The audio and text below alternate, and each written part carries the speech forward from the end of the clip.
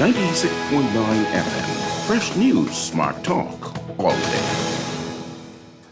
The views and opinions of the hosts and guests are their own and do not necessarily reflect the position of the management and staff of Guardian Network.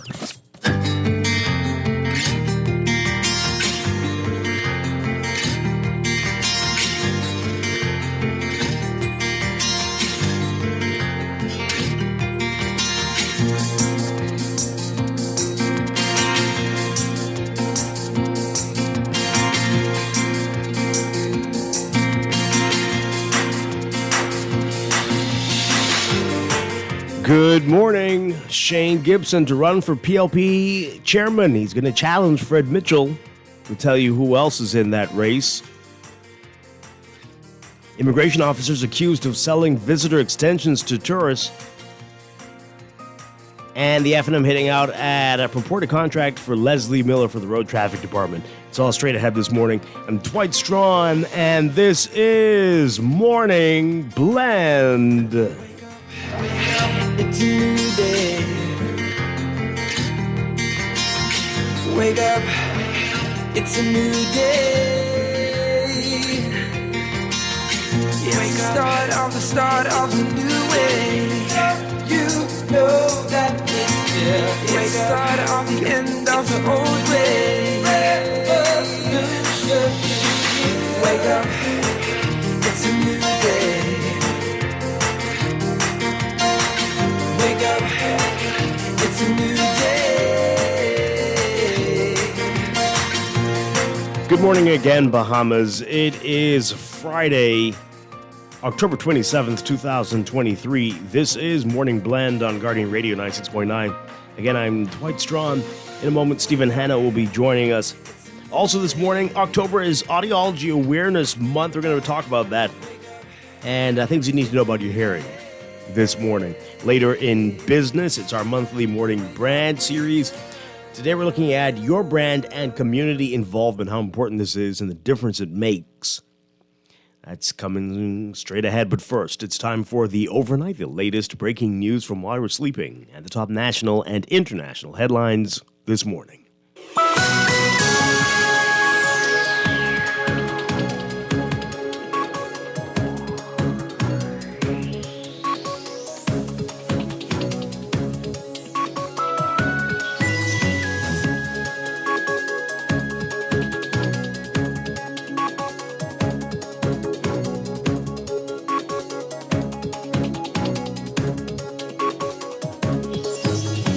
In the overnight, less than a week after he lost out on the nomination to run on the PLP's ticket in the upcoming West Grand Bahama and Bimini by-election, former Cabinet Minister Shane Gibson has nominated for the chairmanship of the party, which heads into convention November 9th.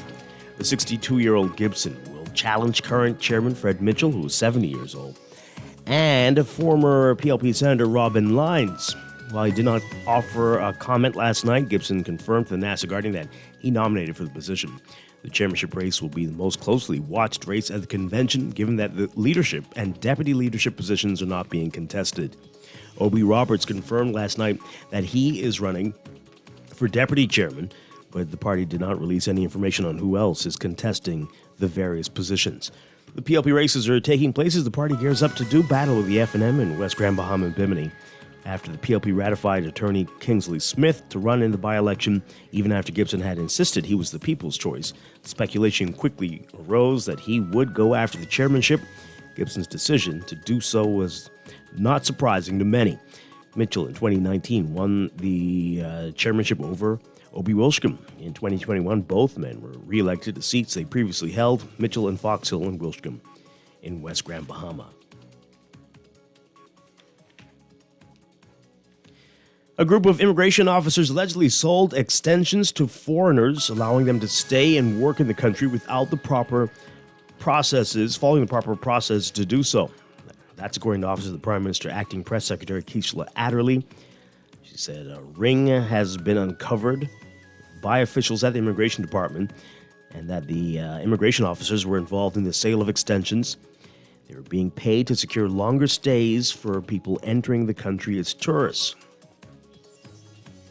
Adderley says 3 officers were involved and are expected to be charged in court.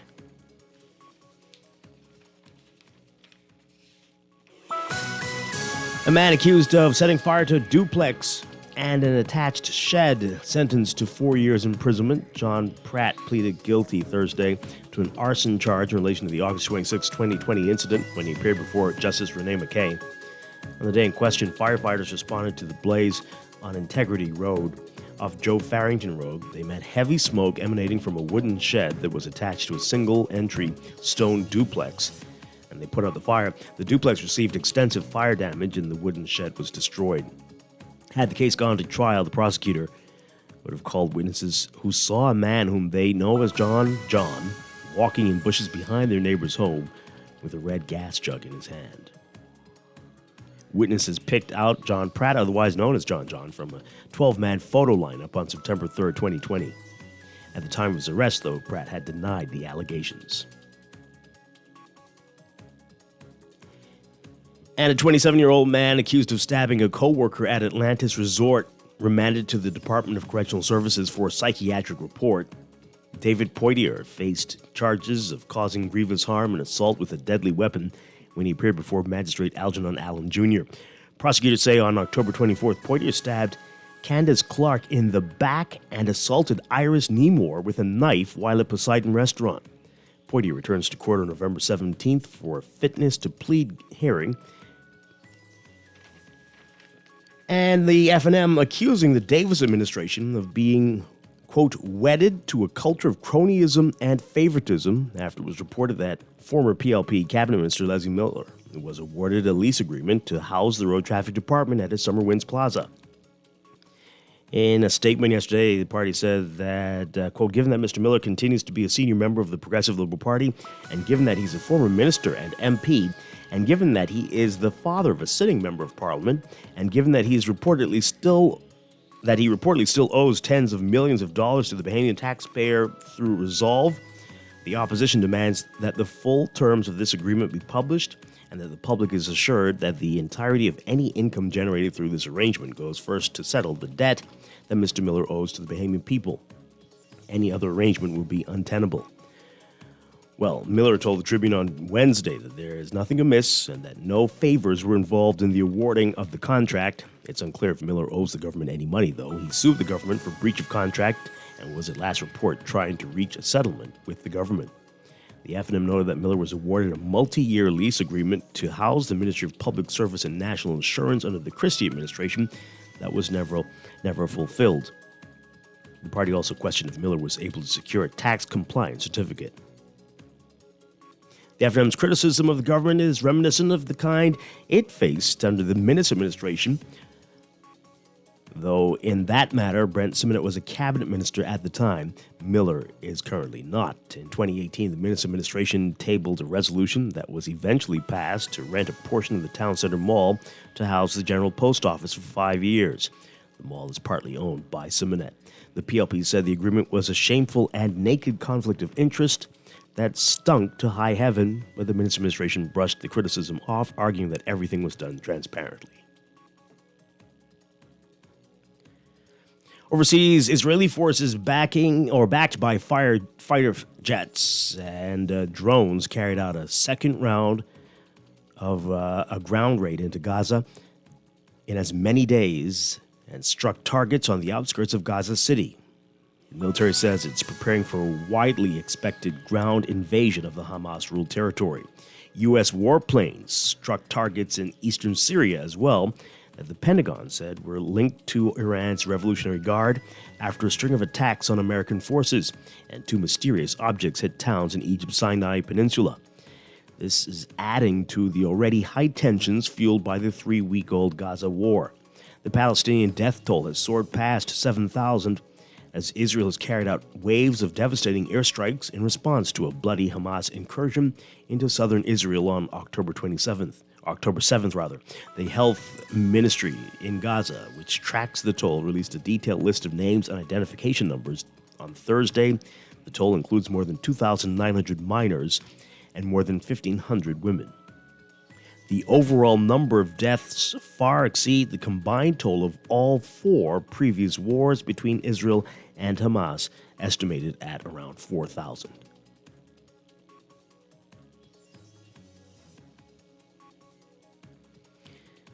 And from the U.S., shocked and fearful Maine residents kept their homes for a second night as hundreds of heavily armed police and FBI agents searched intensely for Robert Card, an Army reservist authorities say fatally shot 18 people at a bowling alley and a bar in the worst mass killing in the state's history.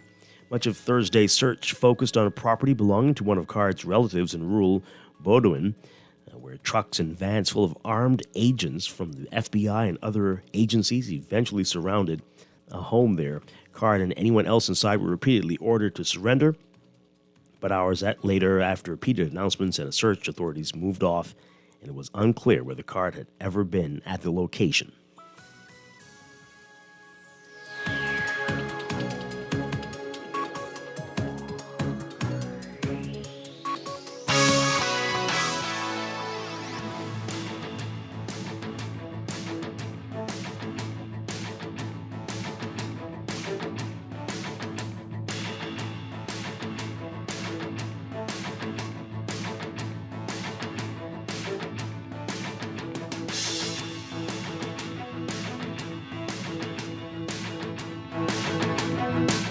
Your first look at sports brought to you by Becoming Your Best Self Weekend. In sports, for the first time since the national sport was changed earlier this year, the Best of the Best regatta will take place. That's set for November 30th through December 3rd at Montague Bay. Organizers are expecting about 200 sailors. They'll be battling on the seas in the A, B, C, and D classes, as well as juniors who showcasing their skills and competing at the 4-day event. They'll all be doing that. Sailors from Long Island, Exuma, Acklands, Ragged Island, Cat Island, and Maguana are expected to compete. Minister of Works and Family Island Affairs Clay Sweeting says his ministry has high expectations for the event. You can read all about it in today's Guardian Sports section. One night after Eric E.J. Gordon made his debut for the Phoenix Suns, Trevano Buddy Hield and DeAndre Ayton got their seasons underway for their respective teams. Hield, who hails from 8 Mile Rock in Grand Bahama, saw action with the Indiana Pacers, and fellow Bahamian Ayton was on the court for his new team, the Portland Trail Blazers. They saw action on Wednesday night. Hield and the Pacers easily took care of the Washington Wizards, 143-120, on their home court in Indiana. Ayton was in action late in the game. He and the Blazers went on the road against the Los Angeles Clippers. They lost that game, 123-111. Gordon saw action on Tuesday when he helped the Suns get a 108-104 road win over the Golden State Warriors.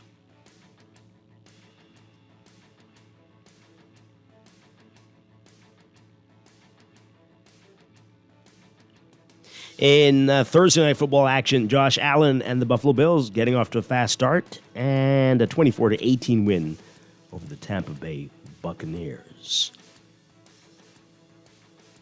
And back to the NBA, Damian Lillard scoring 39 points in his Milwaukee Bucks debut, helping his team edge the Philadelphia 76ers 118-117. That's sports, and that's the overnight sports brought to you by Becoming Your Best Self Weekend.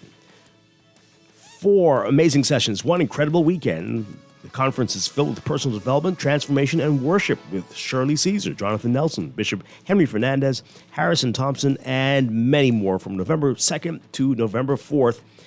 The 3-day weekend pass is $125. The 3-day VIP weekend pass, $175. Tickets are available at Suntime Marathon Mall or Life Changers Ministries and online at henryfernandez.org. Becoming Your Best Self Weekend.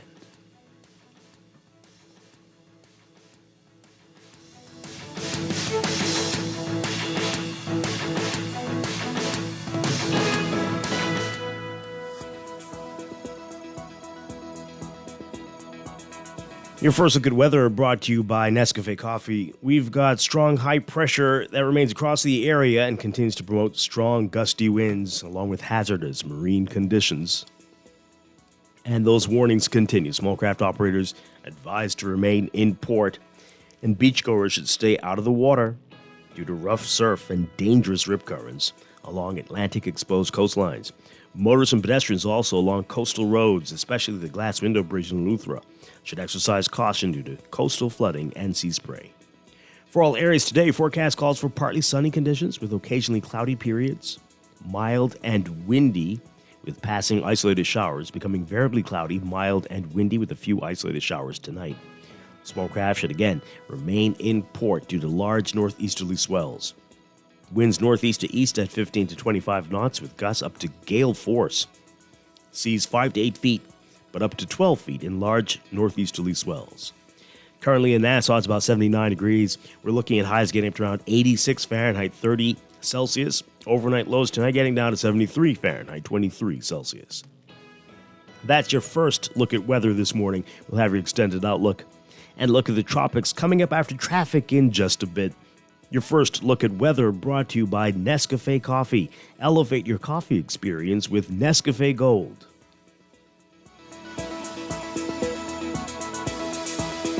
Wake up, it's a new day.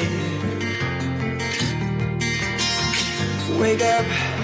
It is time for a break, but when we come back, we're discussing the day's top stories right here on your home for fresh news and smart talk all day. Guardian Radio 96.9. It started off the end of the old way.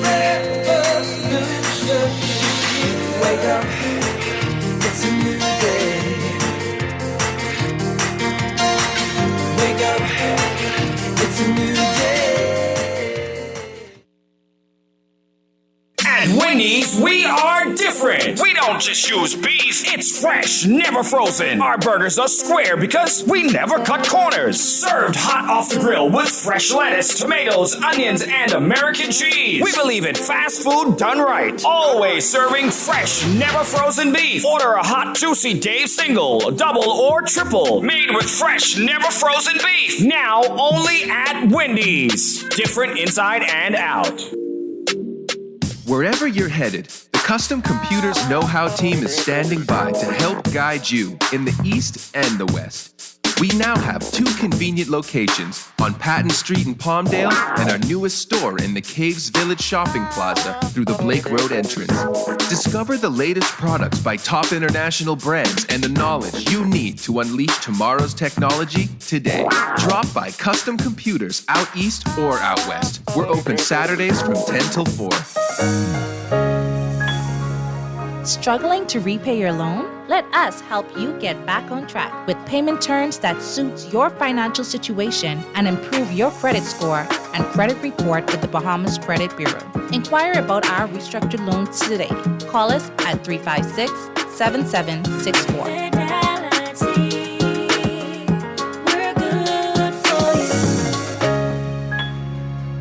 Doctors Hospital has reimagined primary care. We have invested to improve our health system, ensuring that accessible, affordable, world-class clinical care is closer to you. We understand that your relationship with a primary care provider shapes the foundation of your overall health. Our new modern primary care facilities are where critical diagnoses and true personalized treatment begins. With locations across New Providence, Grand Bahama, and Exuma, we invite you to experience the Doctors Hospital difference. Book your next appointment at clinics.doctorshosp.com. From creating a smooth, functioning solution, integrating multiple IT systems designed to give your company one streamlined, functional workflow.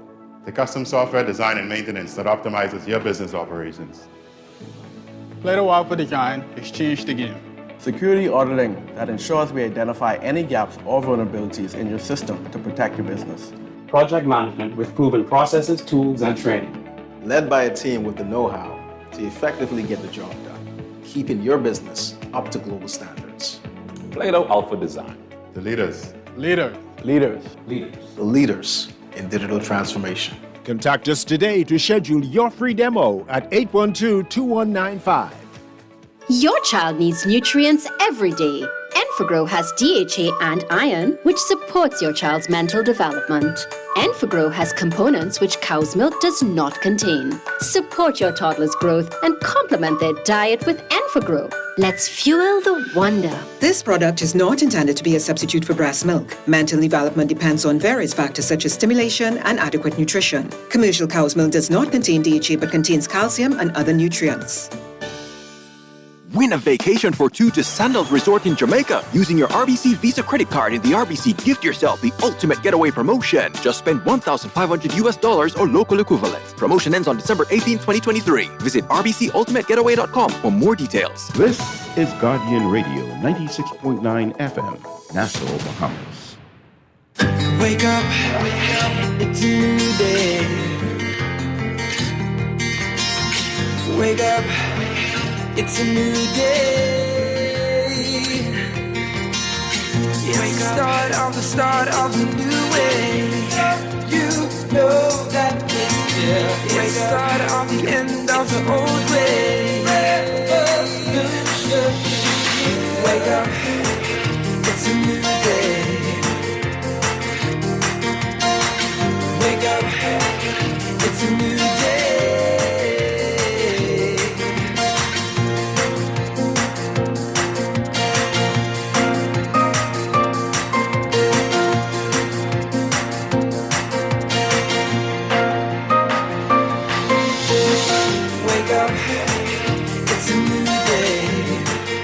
Welcome back to Morning Blend here on Guardian Radio 96.9. We are streaming live on GuardianTalkRadio.com and on the Guardian Radio app for smart devices. We're also on your televisions on Cable Bahamas Channel 969 and BTC Flow Channel 612. You can tweet us at Morning Blend 969 or Facebook.com/Morning Blend 969.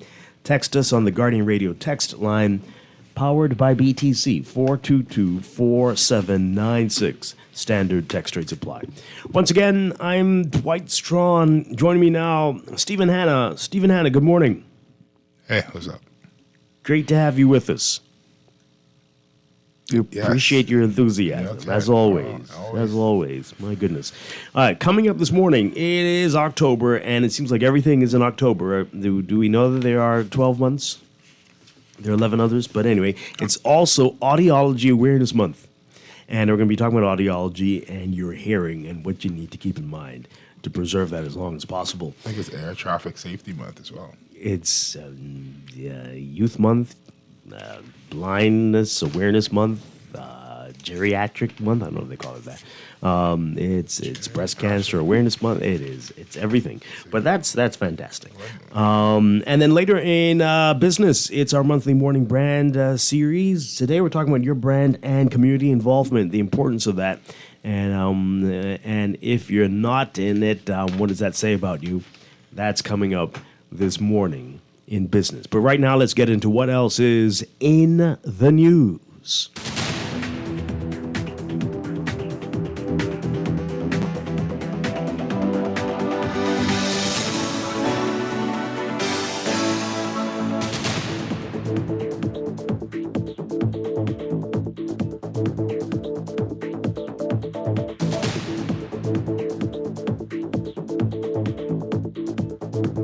And in the news, there was lots of speculation as to whether this was going to happen, and here we are. It is indeed happening. The youngster Shane Gibson. Shane Gibson is going to challenge Fred Mitchell for the chairmanship of the PLP. Yesterday was nomination day for the PLP convention, which is coming up in a few weeks. And challenging Mitchell will be Shane Gibson and Robin Lines, a former senator for the PLP. So this is shaping up to be the race to watch as... Wait, so Fred Mitchell also nominated? It seems so, yes. Okay. Because he was saying he wasn't sure he was going to run again, right? But the other races, no one's challenging for leadership or deputy leadership, so... I mean, what would be the point? Why do you say that? What would be the point? I mean, why not? Okay, I guess if you have, was it $2,000 to burn? Plenty of people seem to do that.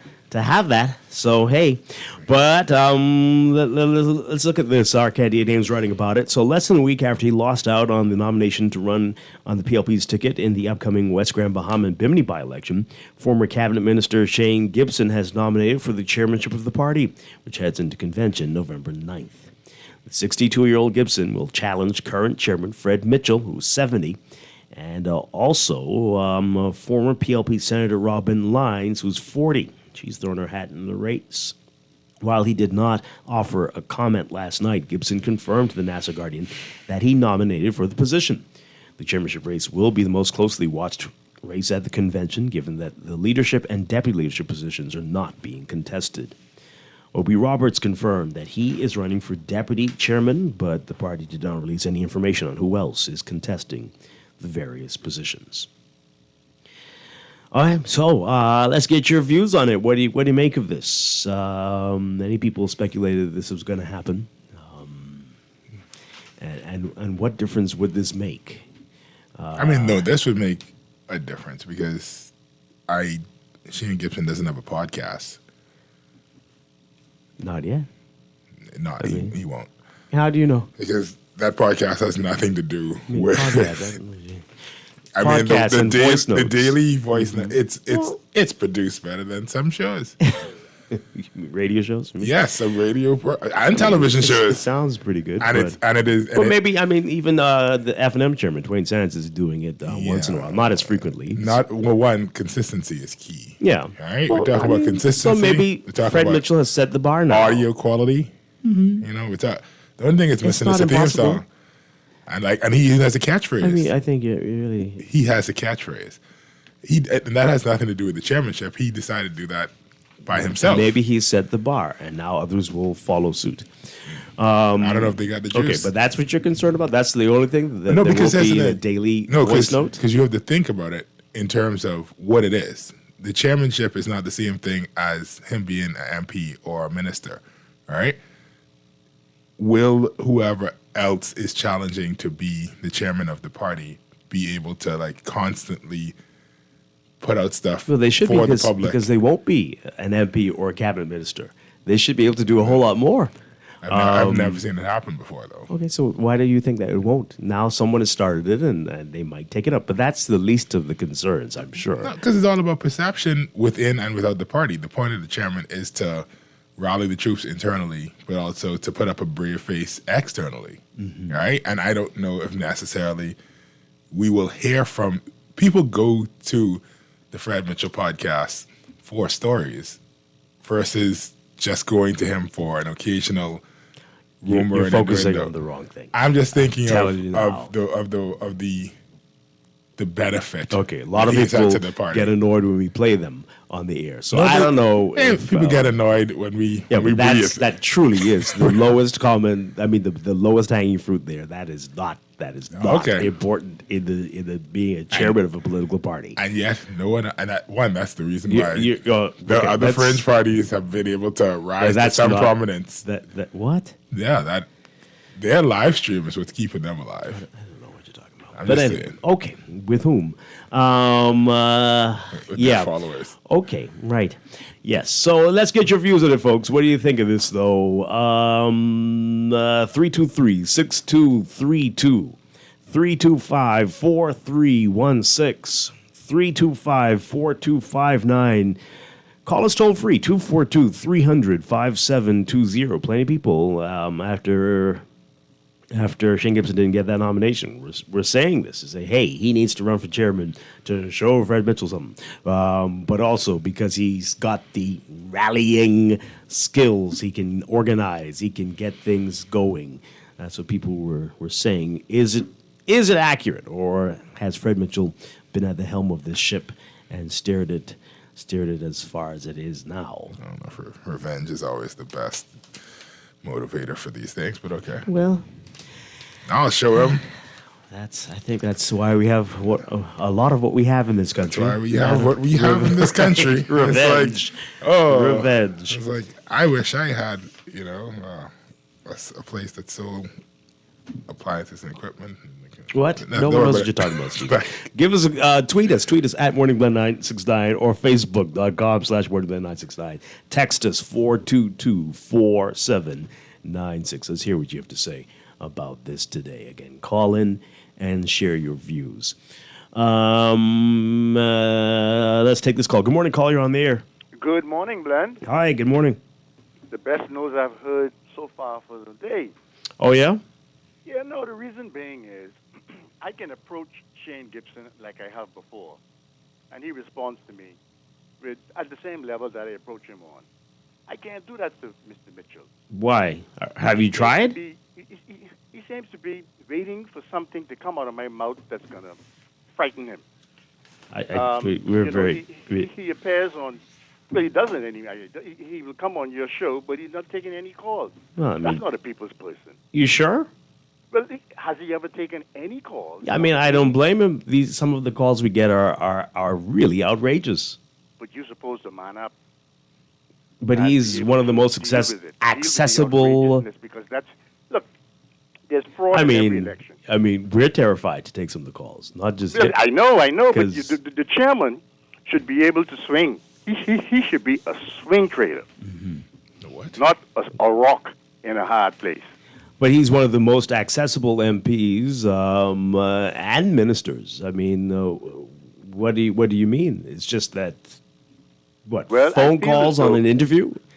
Sorry, that's the main concern. Again? That's the main concern. Phone calls in an interview. No. I have experienced Fred Mitchell in ways that I can't go into details here. I've experienced Shane Gibson in ways that I won't go into details here.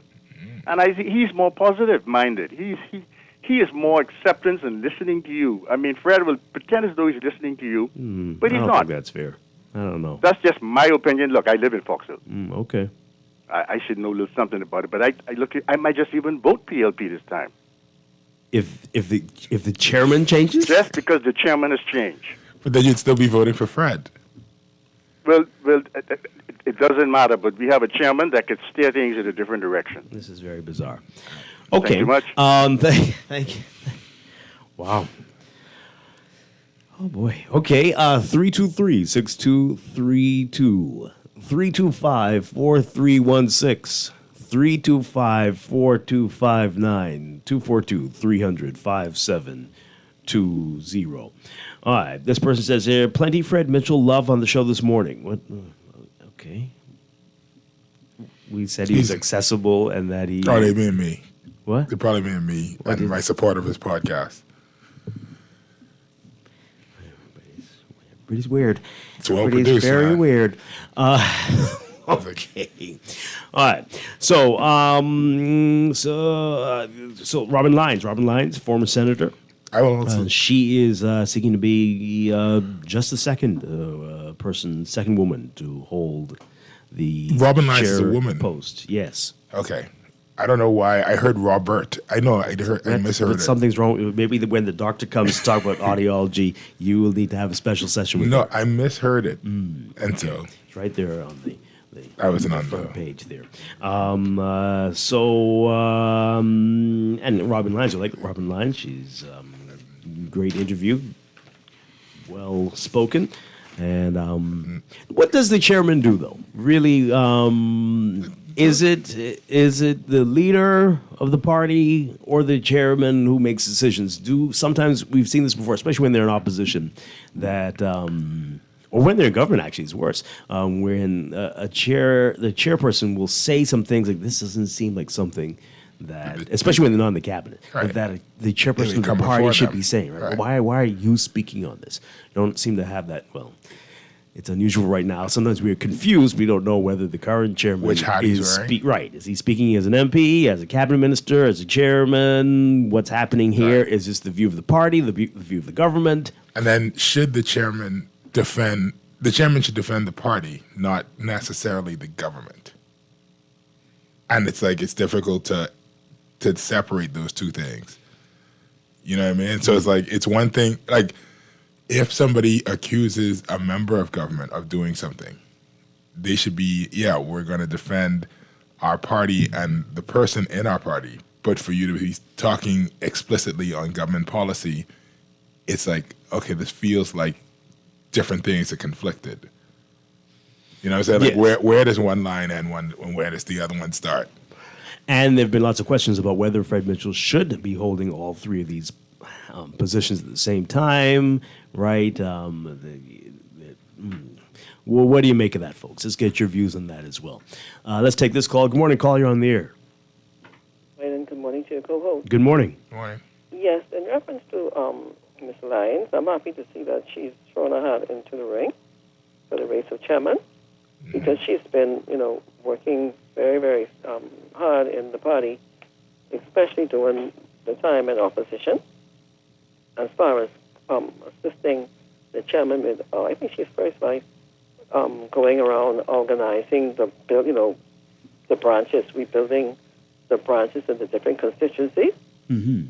So she has a hands-on feel, and she's very outspoken on issues, and I think she would be a good candidate for chairman. I hope she goes out there and actually campaigns hard to be the chairman of the party. She'll be an excellent, because she's a very, very dedicated and hard worker, and she's not shy to, if she has to take over the reins, as far as with the podcast or the voice notes that Chairman Mitchell does. Now, I'm not sure whether he's going to offer himself going in the convention.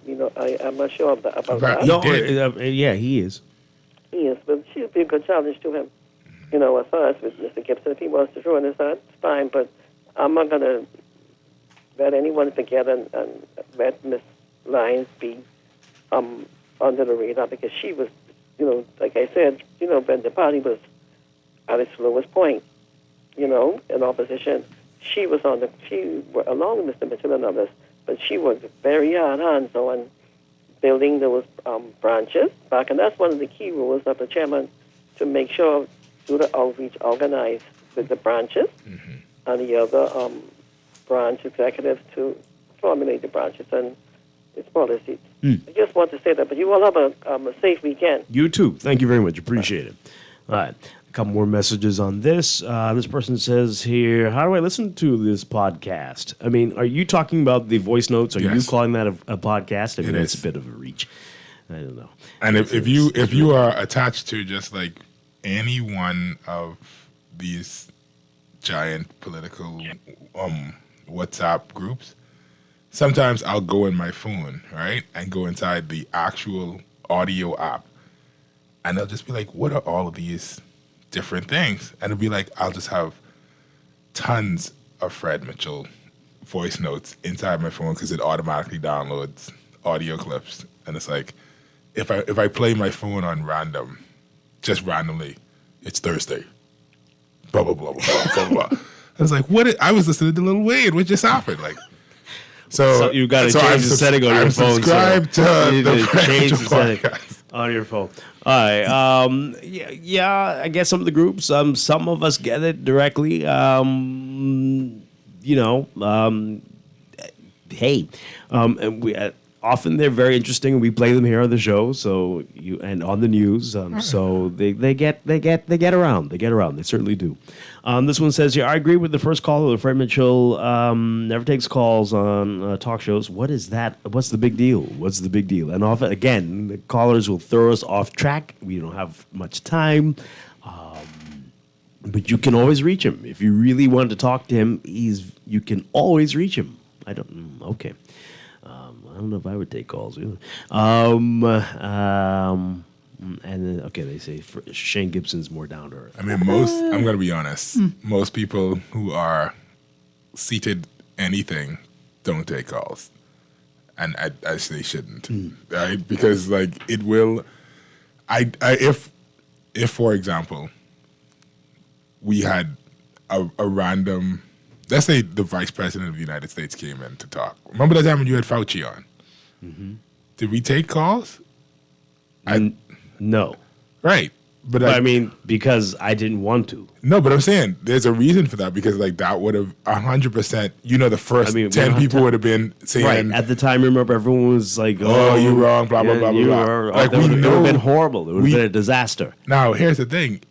it's not to say that questions can't be fielded. Like you still are allowed to text in. It's not like we're like, oh, this person's coming in, we're throwing the phone away, right? So it's like you can still text in if your question merits, like if it makes sense, and even sometimes if it's something where we know this is a dumb question, but this is a question that people have been constantly asking, so let us just ask it. That still will go through. So it's like you can ask the questions, but being able to, you guys hear the radio. You hear sometimes the callers are screaming at the host, saying, "It's my right to talk. You trying to shut me up? What type? It's a free Bahamas." Yes, but this is a private radio station, so like you can't scream over the host. So now worse, you trying to scream at a guest. But also people call in about personal matters, That's what I'm private saying. matters, things that have nothing to do with anybody else, but it's something that happened in 1982. Like, what is this? I mean, listen, if he thief they bag of chips in 1982, I don't know what it is. What? You know what I would do, though? If I was Fred Mitchell, I would I would be like, you know what? I'm not going to run. And then I would throw all my support behind lines. That's what I would do. It's like, okay. And then say we're gonna put a real young person there who's gonna change the party. Okay. Just like do a whole, switch. That's what I would do. All right, a couple messages before we move on from this. This person says here, Fred Mitchell doesn't take calls because he believes he is above the peasants. That's not it. It really isn't. It really isn't. Texters, come on. I've never. Again, you all listen. You listen to these shows, and unfortunately, people really have some very strange issues. Nothing to do with nation building. It's about their selfish desires, and they will bring that to a guest and bring this up and this is something you need to talk to this person about on the side somewhere else. Call their office. This is not for the air. It's not for the radio, and that's a challenge. And it does throw us off. It really does. And it takes up a lot of time. And but hey, you'd be surprised who else doesn't like to take calls. You get many. No, I mean guests.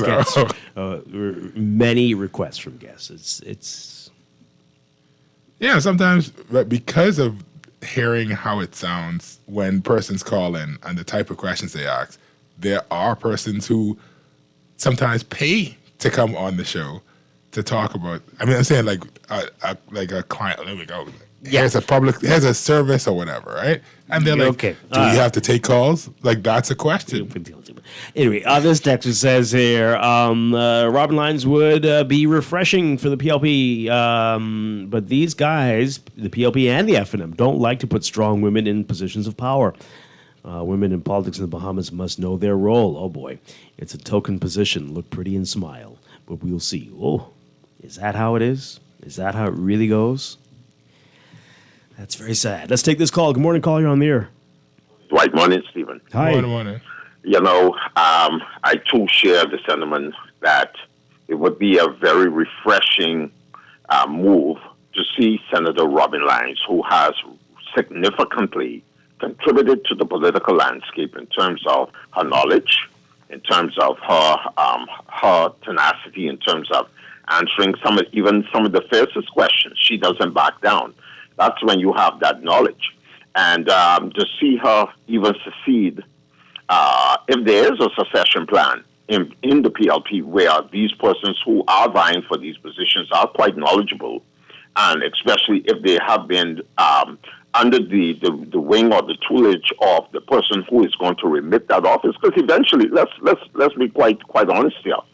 Eventually, Fred Mitchell is going to have to give up that office either by natural causes or whether he just steps down after having served a period of time. Our thing is that it seems in the Bahamas we have no true succession plan where a person who may be qualified sufficiently to hold that post is not pushed forward or at least brought to the public prior to accepting that post, so people can actually accept that person for the knowledge that they bring to the table. So that's something that we really have to really get into to show the public that there is a continuance without our services being broken. I'll close on this one point. As far as this upcoming by-election, I still hearing people using this as a parameter to determine where the outcome of the next general election. That's crazy. That is crazy. I mean, there is absolutely no correlation. We know that Bahamian people are very fickle when it comes down to elections. We also know that Bahamians are very biased for their party, regardless of whether that party is doing good or bad. It is really the swing voters that we have to keep our eyes on, who is either dissatisfied with the level of service that they feel that we should have been receiving but don't, or whether they're going to be paid off and asked to vote for a particular party. All of this stuff is in the balance. So let's just watch what's going to happen with this by-election. And then maybe at the convention, which I understand the PLP's convention is coming up this month, in November. November 9th. Yep. November 9th. It's going to be 9th and 10th. Okay, it's going to be very interesting to see what is the outcome of those races and whether anyone is going to influence anyone to stand down, or whether the people will rise up to say, okay, these positions are available, and I'm now going to run either for leader, chairman, or deputy leader, and see where the chips fall. But thanks for taking my call this morning. We already know one's going to challenge for leader and deputy leader. Well, nomination day was yesterday. Yeah, it's too well, late if they're being told not to challenge the leader, And we don't know if anybody told them not to, but nobody decided to. Well, Dwight, the last time the people were told do not challenge these positions, and that was not democratic. Democracy is if you are so firm in what you're doing and the people is resonating with the people, you shouldn't fear who runs against you. At the end of the day, the people's choice will be the people's choice, and the people who they put there will have to prove themselves to be worthy of those posts. That's all it is. But thanks for taking my call. Okay, all right. Thank you very much. I don't know if we have democracy anywhere, but okay. Especially in these parties, right? No, I mean, like, the fact that you say, like, democracy, like, you get to choose who your person is to represent you. No, I get to choose out of the people that were chosen for me by two, I don't even know if you call them civic organizations, two fraternities. Two fraternities send their best frat boys forward and then saying, hey, which one of these you want to go to Parliament? Civic organizations? I said fraternities. I changed it. But they definitely aren't that. I don't know what to call them. They're political two parties. Everyone knows what that means. I guess. No, but I'm saying, but like, if we look at it as what it is, like, step back and look at it honestly, and like, how much of a democratic process is it really? Some text messages as we go to the break. This person says here, the chairman is the CEO of the party. He runs the party. He is charged with the party. He's in charge of the party and runs the meetings. He can influence how delegates vote at convention. He or she travels to all the family islands, meets and gets to know all the delegates. The post is very important. Do not discount the post. Okay, all right. And this one says here, Fred Mitchell does not have the right temperament to lead the PLP into an election. He's not very amenable.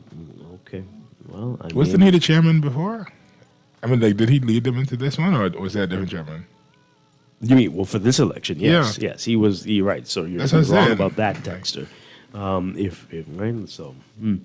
But okay. We'll see. It's only a few weeks away now, so we'll see what happens. And I'm sure there'll be lots of campaigning for that post as well. So it's going to be an interesting month, November in the Bahamas. To remember. Oh, boy. We're going to take a break. When we come back, the Road Traffic Department and Leslie Miller, we'll get your views on that. We talked about this briefly yesterday, but let's get into it after the break. This is Morning Blend on Guardian Radio 96.9. Girl, here's my number. Give me a call. Don't make me wonder. Come and be mine. When you fall, I'll be there to pick you up. Girl, I'm empty for you. Let your love fill my heart. Take me. You acting like you don't know what to do. This is Guardian Radio 96.9 FM, Nassau, Bahamas. Just wish for all of you. Get a no-fee loan from RBC. It's true. This Christmas, your wish could come true with a no-fee loan from RBC. You have 5 chances to win up to $5,000 Christmas cash. It's a Christmas wish for all of you. Get a no-fee loan from RBC. It's true. Learn more at rbc.com/Caribbean/Christmas cash. Subject to normal lending criteria. Conditions apply.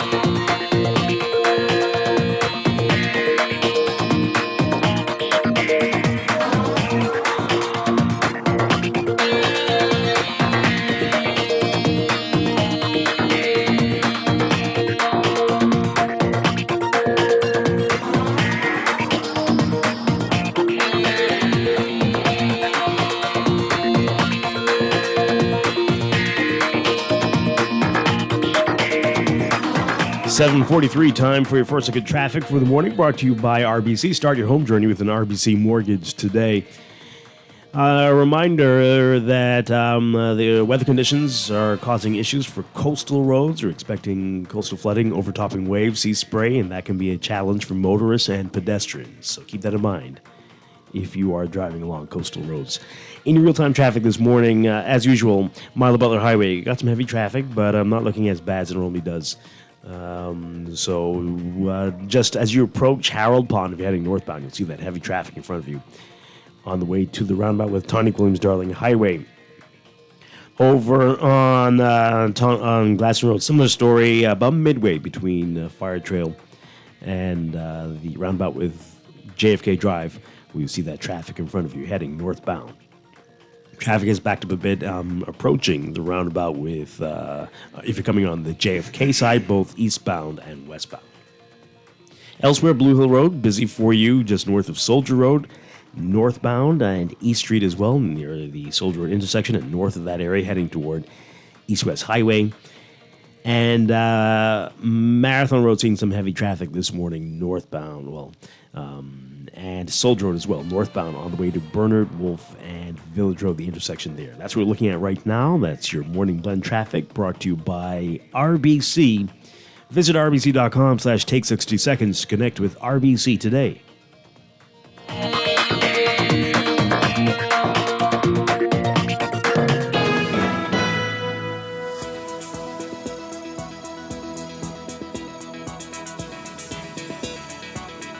And it's time for another check of your weather for today, brought to you by Easy Car Sales.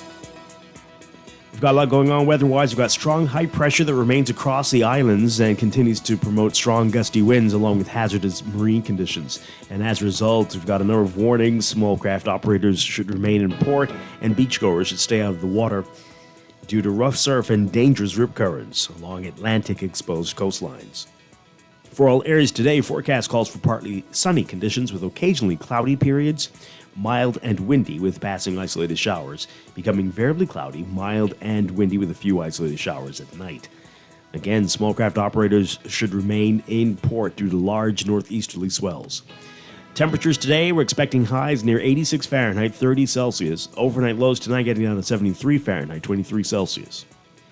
In your extended outlook, strong high pressure will remain across the islands through Saturday, generating strong gusty winds and gusts to near gale force and dangerous seas.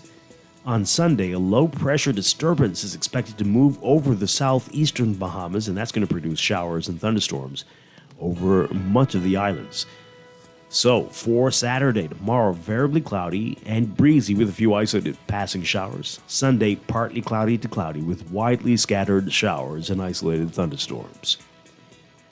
We'll have your look at the tropics coming up in our next weather check after the 8 o'clock news. This weather check, though, brought to you by Easy Car Sales.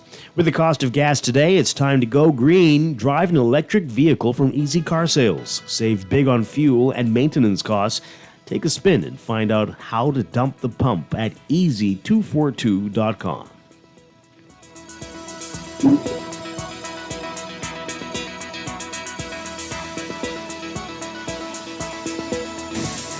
We've been with you from the very start, leading the way and providing you with the best in primetime sporting experiences. From one goal to the next, you can count on us for full access to the best sports channels at home or on the go. Make Rev your only choice. Visit rev.bx. Every match, every game, every moment. Rev, your home for sports. Take some advice from your Aunt Angie. If you're going to invest in an exotic pet, choose anything but a Norwegian forest cat. Apparently, they will eat all your jewelry. Before you know it, you're racing to the vet when your cat escapes from his carrier and lunges for your earrings. You crash and your cat swallows your pearls. But if you're smart, you'll have CG Motor Insurance and get the best comprehensive coverage for the price.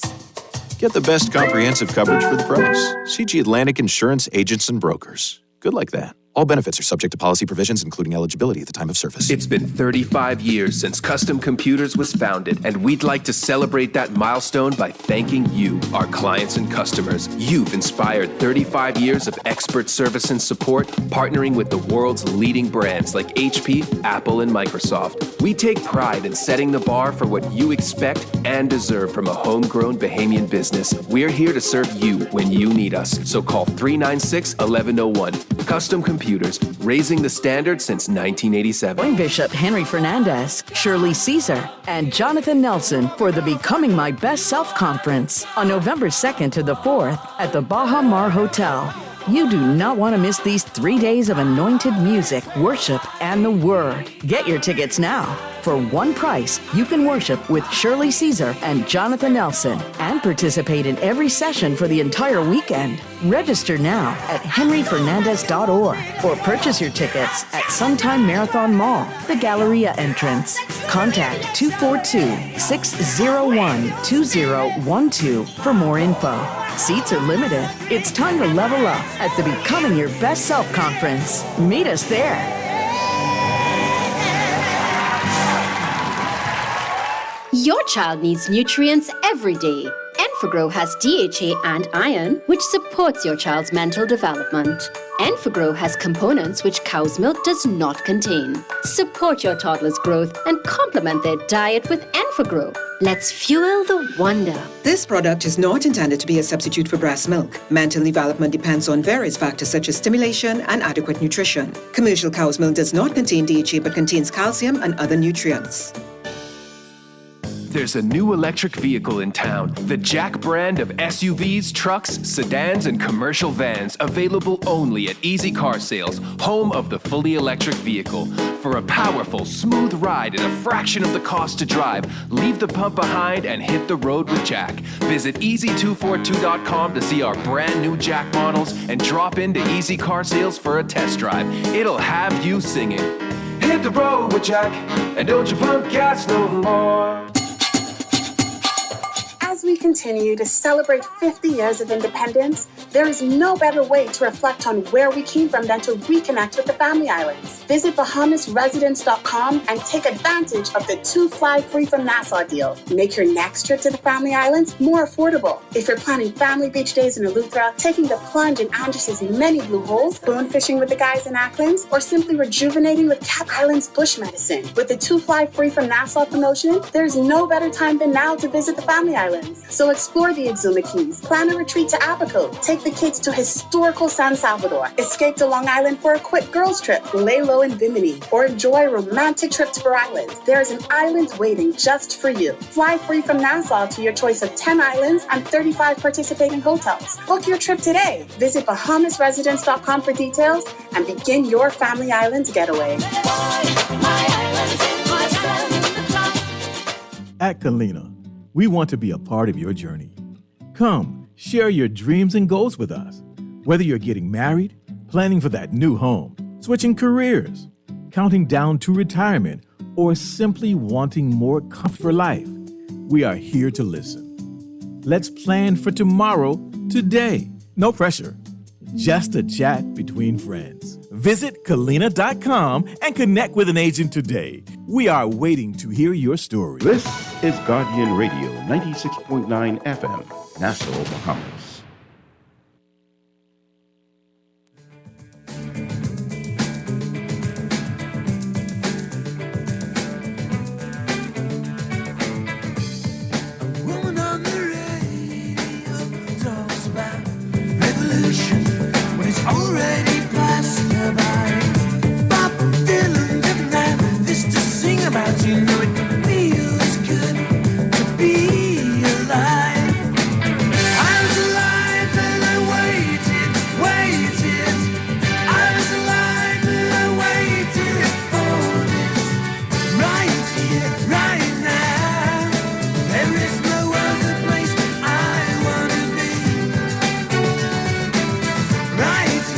right now, watching the world wake up from history. I saw the decade end when it seemed the world could change at the blink of an eye. And if anything, then there's your sign. All right, we welcome back to Morning Blend here on Guardian Radio 96.9. Dwight Strachan along with Stephen Hanna. Moving on to the Road Traffic Department. They have been looking for a new location. Want to get out of the Thomas A. Robinson National Stadium, and they've said it. They've said it. They're looking. They were looking at places on Tawny Gloom's Darling Highway, and now it appears that the place is one of Leslie Miller's plazas. Where's Summer Winds Plaza? Tawny Gloom's Darling Highway. No, I mean like where exactly? Yes, is it close by CW? Mario's building. That's still all that is Tawny? Yes. Doesn't it turn into Harold Road at some That's point? a whole other show. That's a whole other show. That's not even it a wasn't highway. supposed to be, but that's what we're talking about there. Okay. All right. So our Travis Cartwright Cal writing about this. We told you about this yesterday. We started. We didn't have much time to get into it, but we mentioned it. Some of you texted in already yesterday about it, but let's get into it this morning. In this article in the Nassau Guardian, the FNM now is accusing the Davis administration of being, quote, wedded to a culture of cronyism and favoritism after it was reported that former PLP Cabinet Minister Leslie Miller was awarded a lease agreement to house the Road Traffic Department at his Summer Winds Plaza. So the FNM's statement yesterday says, quote, given that Mr. Miller continues to be a senior member of the Progressive Liberal Party, and given that he is a former minister and MP, and given that he is the father of a sitting member of Parliament, and given that he reportedly still owes tens of millions of dollars to the Bahamian taxpayer through Resolve, the opposition demands that the full terms of this agreement be published and that the public is assured that the entirety of any income generated through this arrangement goes first to settle the debt that Mr. Miller owes to the Bahamian people. Any other arrangement would be untenable. Well, that's a lot of given that's, right? Now, Miller told the Tribune on Wednesday that there is nothing amiss and no favors were involved in the awarding of this contract. But it is unclear if Miller owes the government any money still. He did sue the government for breach of contract and was, at last report, trying to reach a settlement with the government. The FNM noted that Miller was awarded a multi-year lease agreement to house the Ministry of Public Service and National Insurance under the Christie administration that was never fulfilled. It said in the statement that, quote, when the FNM came to power in 2017, it met a lease agreement in place, but with facilities in varying states of severe disrepair. The party also questioned that if Miller was able to secure a tax compliance certificate. So a lot going on there. Now, the FNM's criticism, eerily reminiscent, that I added the eerily in there, reminiscent of the kind of criticism the Minutes administration faced while in office. Though in that case, Brent Simonet was a cabinet minister at the time. What does that mean? It means it's worse, right? It's something. And Miller is not a cabinet minister. In 2018, the Minutes administration tabled a resolution that was eventually passed to rent a portion of the town center mall to house the General Post Office for 5 years. The mall is partly owned by Brent Simonet. The PLP said the agreement was a shameful and naked conflict of interest that stunk to high heaven. But the Minutes administration brushed the criticism off, arguing that everything was done transparently. Right. And now we have the best postal system in the world. Don't say things like that. People don't know that you're being extremely sarcastic. Well, they should go and experience it for themselves. Well, it's certainly better than it was at the place that was caving in. It's only better because no rocks are falling. Because you're not allowed to use the bathroom because they keep the bathroom locked. That's a personal experience that I experienced, but that's cool. cool. You go to use the bathroom there?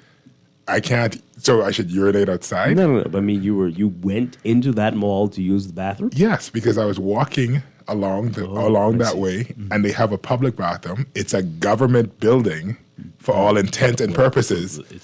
No, if the government is renting it, then it's a government building for all intent and purposes. I see. Right? Mm-hmm. My taxpayer dollar is going to that. But let's focus.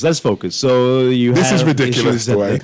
but yes, the road traffic department and Leslie Miller. You know why this is ridiculous? owned Listening to the things that they're saying, me as a staunch socialist would love nothing more than to seize all land from all sorts of people and give it to the people of the Bahamas and all this different stuff, right? But the language inside this is ridiculous, right? In what, the statement from the FNF? Yes, because this person used to be this, and they used to be this, and they are a part of this. So if by association you're not allowed to do this, nobody who's an FNM should ever be allowed to get a government contract ever again in life. Nobody who has ever held any political office should be allowed any government contract as long as they're alive. Their children should not be allowed to have government contracts. Your cousin shouldn't be allowed to have government contracts. You know the little know your customer form that you have to fill out when you go to the bank? We need to pull all of those, and anybody who is loosely associated or related to any MP or sitting, retired, disgraced, any sort of politician should not be allowed to own a whole property. Aren't they asking you these days when you want to buy candy if you're a politically exposed person? Please, right? This is the most ridiculous. It's very surprising. Because here's the thing. If rich people own everything, where are you supposed to rent from? They own all the property. Wow. So it's like, unless the FNM is willing to guarantee that they will be taking all the property from everybody who owes the government money, then stop. Okay, we're going to pick this up after the news. This is Morning Blend on Guardian Radio 96.9. This is Guardian Radio 96.9 FM, Nassau, Bahamas.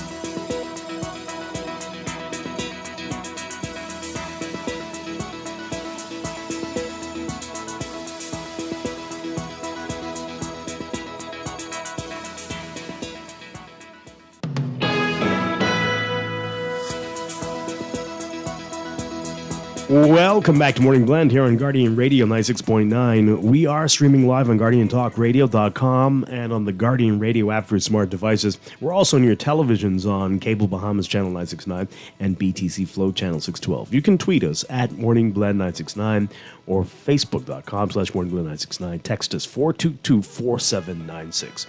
And now at 8:21, time for another check of your weather for today, brought to you by Bahamas First Insurance. Here's what's happening. We've got strong high pressure that remains across the islands and continues to promote strong gusty winds along with hazardous marine conditions. As a result, we've got special warnings. Small craft operators, again, for the remainder of the week into the weekend, being advised to remain in port. And beachgoers should stay out of the water due to rough surf and dangerous rip currents along Atlantic exposed coastlines. Motorists and pedestrians traveling along coastal roads, especially the Glass Window Bridge in Eleuthera, should exercise caution due to coastal flooding and sea spraying. For all areas today, forecast calls for partly sunny conditions, occasionally cloudy periods, mild and windy with passing isolated showers, becoming variably cloudy, mild and windy with a few isolated showers at night. Small craft should remain in port again due to large northeasterly swells. Temperature-wise, today we're looking at highs getting up to around 86 Fahrenheit, 30 Celsius. Overnight lows tonight getting down to 73 Fahrenheit, 23 Celsius. In your extended outlook, strong high pressure will remain across the islands through Saturday, generating strong gusty winds and gust to near gale force and dangerous seas on Sunday, especially. Low pressure disturbance is expected to move over the southeastern Bahamas, and that's going to produce showers and thunderstorms over much of the island. So Sunday, going to be a wet day. Saturday, tomorrow, look for variably cloudy and breezy conditions with a few isolated passing showers. And as we said, Sunday, partly cloudy to cloudy with widely scattered showers and isolated thunderstorms. In the tropics, we've got a post-tropical storm, tropical cyclone Tammy, a strong extratropical cyclone associated with a front that is a few hundred miles east of Bermuda. Environmental conditions are forecast to become more conducive over the northwestern Atlantic to the east of Bermuda through Saturday, and it has a formation chance of 50% through 48 hours. So Tammy could regenerate now into a post-tropical system. Then in the western Caribbean Sea, we've got a broad area of low pressure forecast to develop over the southwestern Caribbean Sea during the next few days. It has about a 30% chance through 7 days. That's your morning blend weather check brought to you by First Online Insurance, powered by Bahamas First. At firstonlineinsurance.com, you can choose your agent, get a quote, and buy your home or auto insurance 100% online. firstonlineinsurance.com.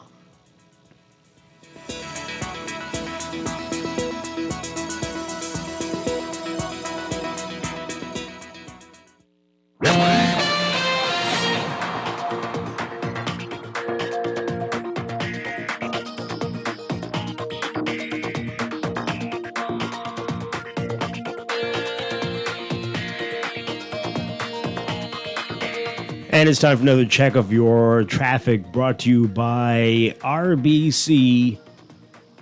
Start your home journey with an RBC mortgage today. In your real-time traffic, at this hour,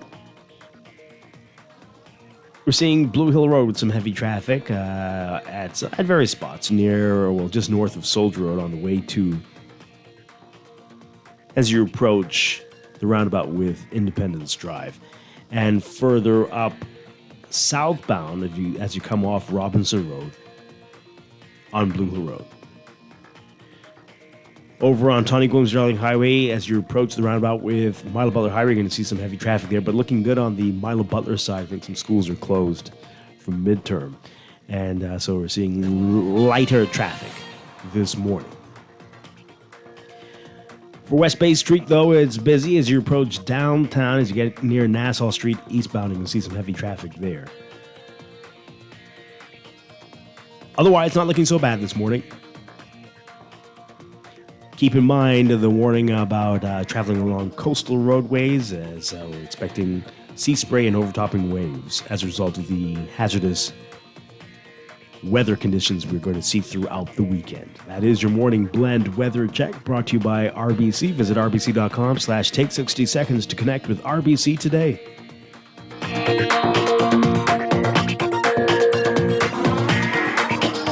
It's a Christmas wish for all of you. Get a no-fee loan from RBC. It's true. This Christmas, your wish could come true with a no-fee loan from RBC. You have 5 chances to win up to $5,000 Christmas cash. It's a Christmas wish for all of you. Get a no-fee loan from RBC. It's true. Learn more at rbc.com/Caribbean/Christmas cash. Subject to normal lending criteria. Conditions apply.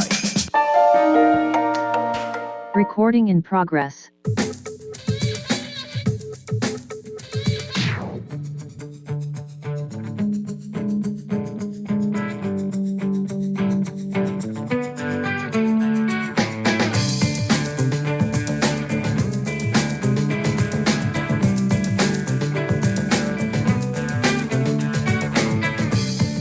Woman on the radio talks about revolution when it's already passed by. We're back here with Morning Blend on Guardian Radio 96.9. Dwight Strachan along with Stephen Hanna on this Friday morning. Coming up in a few minutes, we're going to be talking about audiology and Audiology Awareness Month and your hearing. We're going to get into that in just a few minutes. We just want to wrap up the conversation about the road traffic department and moving to a plaza owned by former cabinet minister and former MP Leslie Miller. Want to get your views on it, folks. The opposition says this is quote, wedded to a culture of cronyism and favoritism. Well, the Davis administration, at least, right?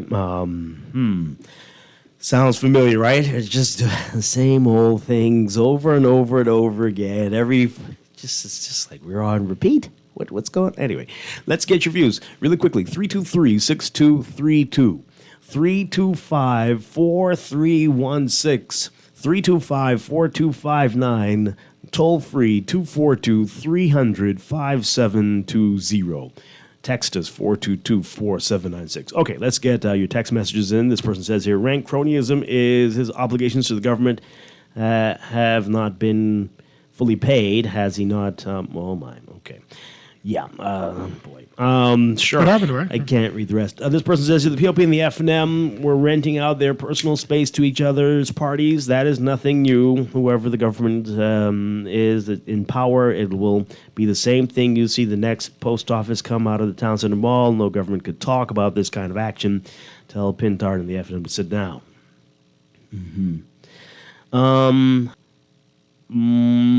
I want them to be genuous and not disingenuous. Since apparently you can't call people liars, but they need to be genuous, right? Because it's like, come on, guys. Unless we're really going to go forward and say, let's follow through on this, that this rule must apply and it can't just be a talking point. Stop wasting the precious time that we have on this earth before it bursts into a ball of flames, all right, through nuclear holocaust or something, with this garbage. We don't have the brain space to waste on this stupid argument if you're not really going to follow it up.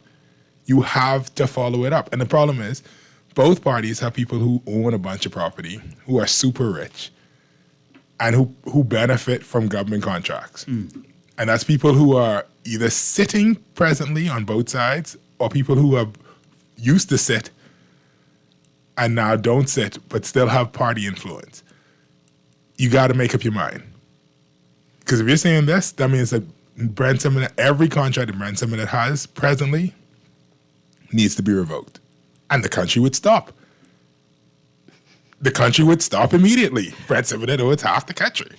Well, no, you need to. Anyway, let's get through these messages. This person says, how can you be the people's potcake, but only he is benefiting from the country? I doubt only he is benefiting from the country. I promise you. This texter says, I'm flabbergasted how political parties think that the public treasury is their source to help their cronies get ahead. Vice versa, I am lost for words for how many people see the public treasury as their ticket to wealth. At least the F&M contract was tabled in the House. I bet you Leslie Miller was the only bidder on this contract. Well, we will hopefully find out soon what's the deal.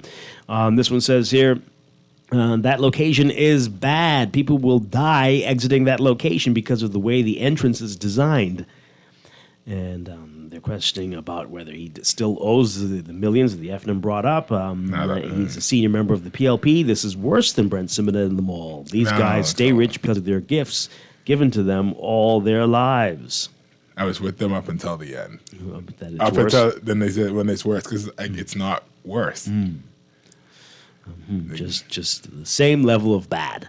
I wouldn't even know if I would say it's the same level of bad, because it's two different fruits from a very crooked, corrupt, and bitter tree.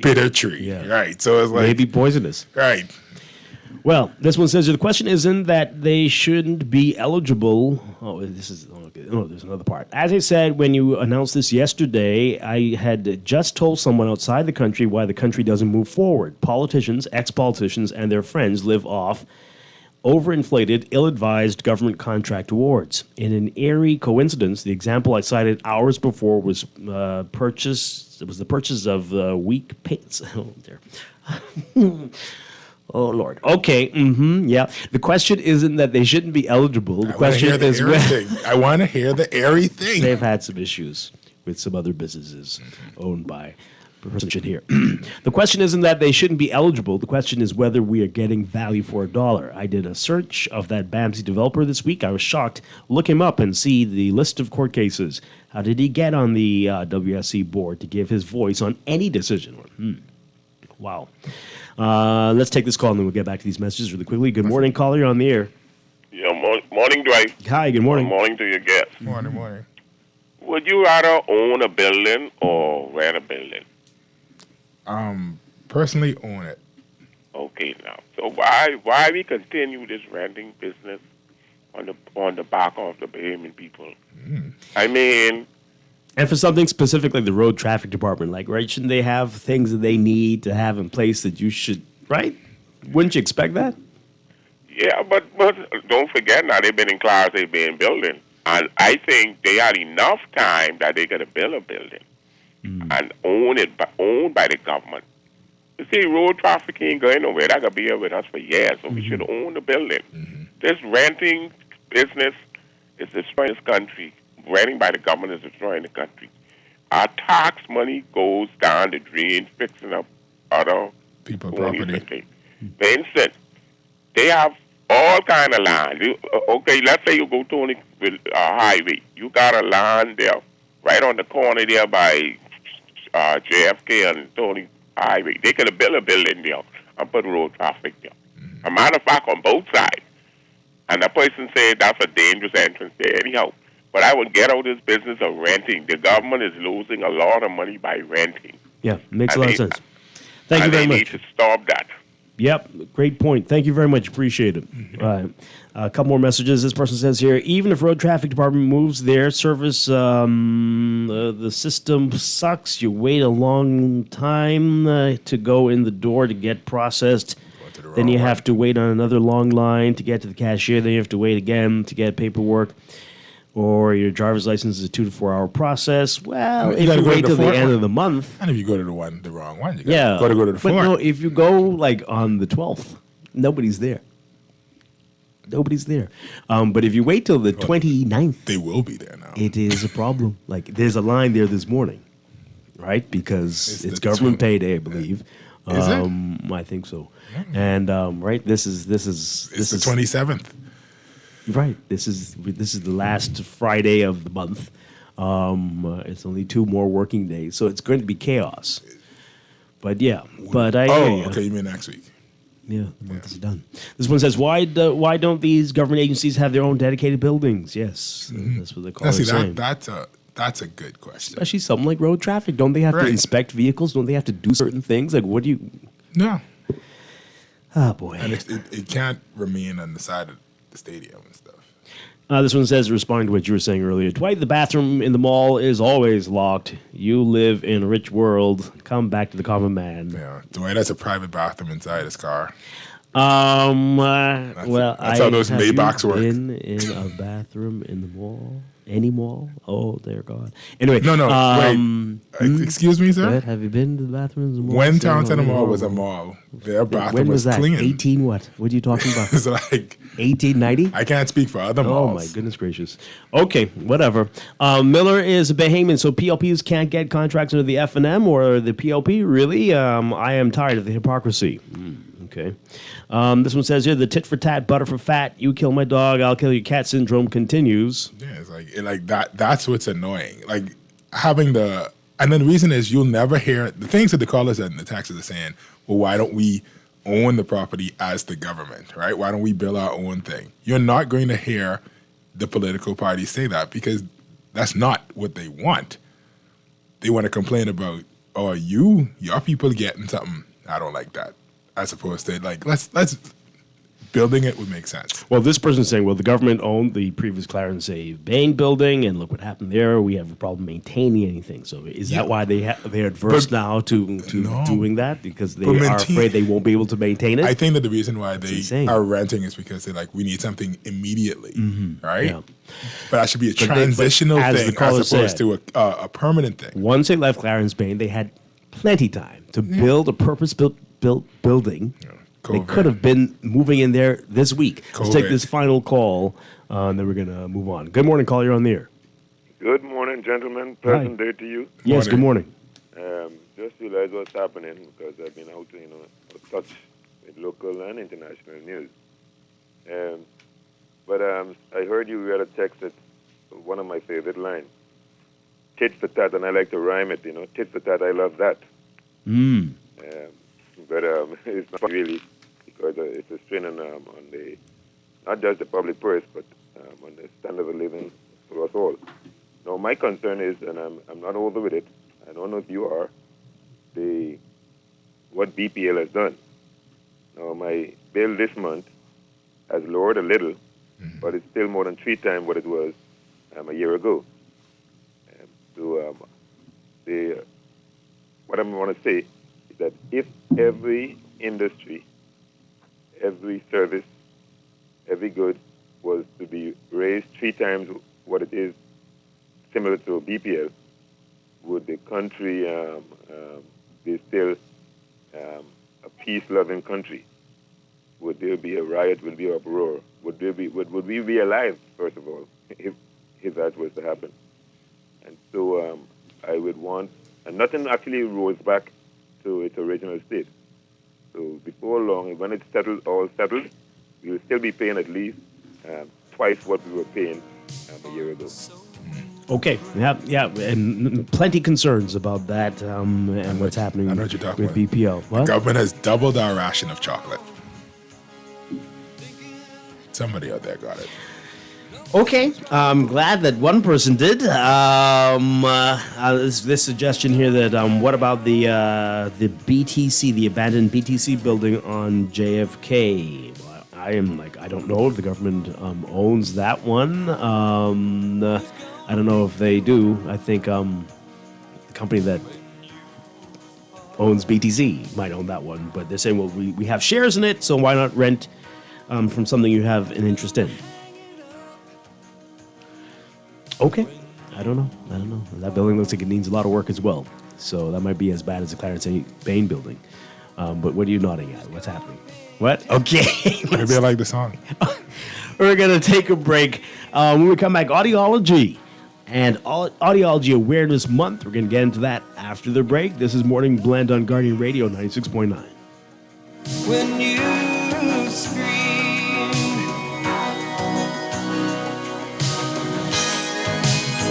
you can't go on thinking nothing's wrong. But who's gonna drive you home tonight?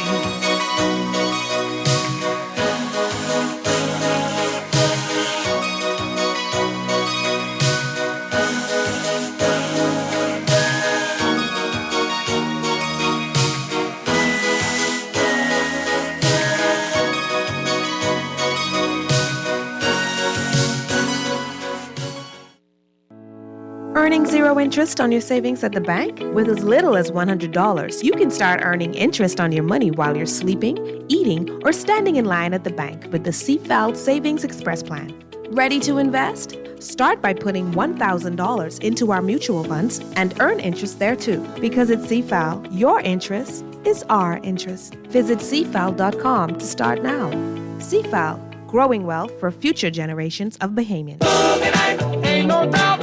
You asked for it. Now it's here. It's the GHS Alumni All Classes Reunion Grill and Chill. Grilled half chicken, succulent steaks, comforters, Magic Phoenix hard lemonade, cold drinks. Don't meet us there, beat us there. Starting at 11 a.m. Come see old classmates, meet new schoolies at the GHS Ghost Pavilions located in the back of GHS. Lots of parking. Dinner tickets just $15. If you'd like to donate or volunteer, just call 436-0707, or you can call 395-3536. Bring your tent, bring your chairs. Let's make Saturday, October 28th, a day to remember. Music by the best school band in the land, GHS Blue Ivy, and Mr. Bombastic, DJ P. Funk. She call me Mr. Bombastic, tell me fantastic. Touch me on me back, she says I'm Mr. Rowe. Screws and Fasteners World, Balfour Avenue and Palm Beach Street, have those hard-to-find fasteners for you right now.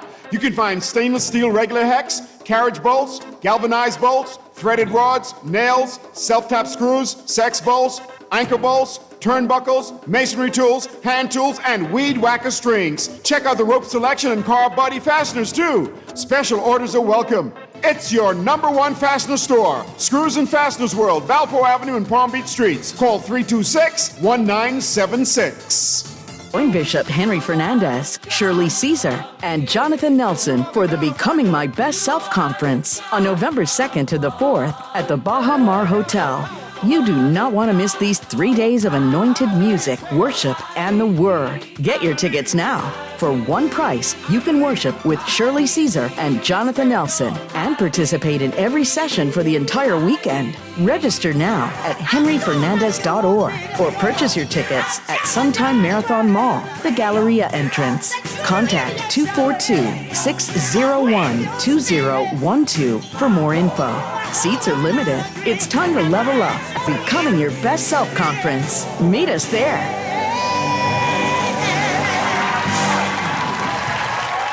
There's a new electric vehicle in town, the Jack brand of SUVs, trucks, sedans, and commercial vans, available only at Easy Car Sales, home of the fully electric vehicle. For a powerful, smooth ride at a fraction of the cost to drive, leave the pump behind and hit the road with Jack. Visit easy242.com to see our brand new Jack models and drop into Easy Car Sales for a test drive. It'll have you singing. Hit the road with Jack, and don't you pump gas no more.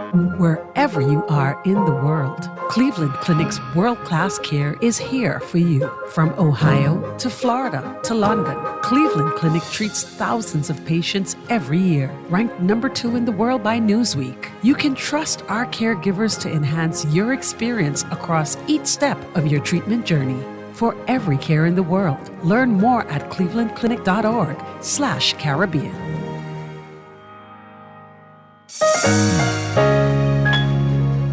Too many debt bills? Overdue on loan payments? Improve your credit score and credit report with the Bahamas Credit Bureau. Shrink your debt payments with a debt consolidation loan and built-in savings that pays you 5% interest. Call 356-7764.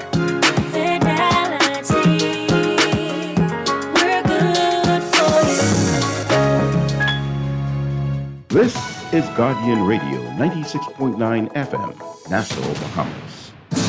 Take the children and yourself and hide out in the cellar. By now the fighting will be close at hand. Don't believe the church and state and everything they tell you. Believe in me, I'm with the high command. Can you hear me? Can you hear me running?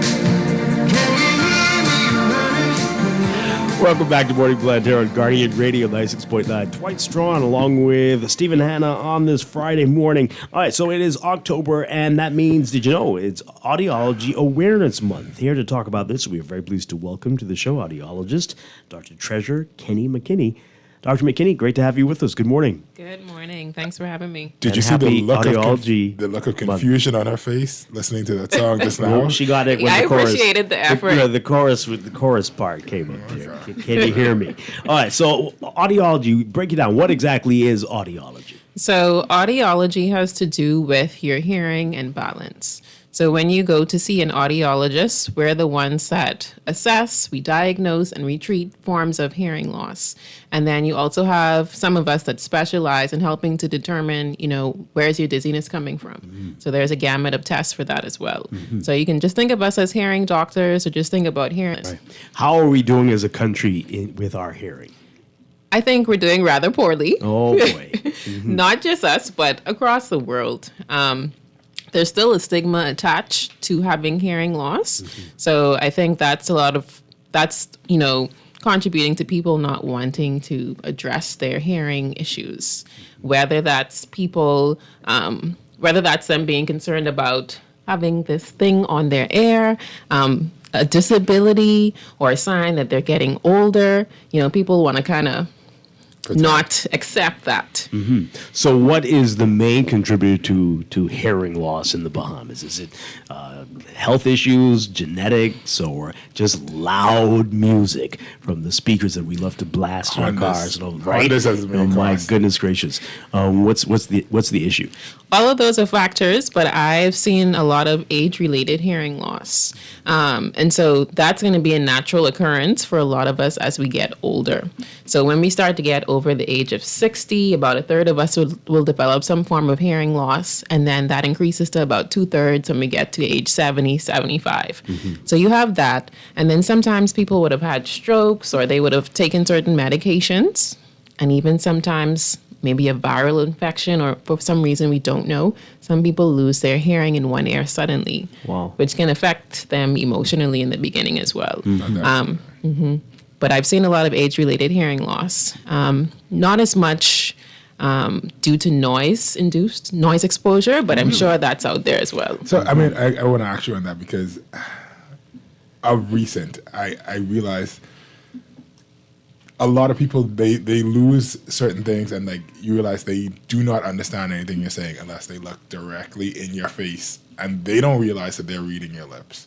Exactly. Because they lose, like, I guess, the sensitivity, but they also listen to very loud music.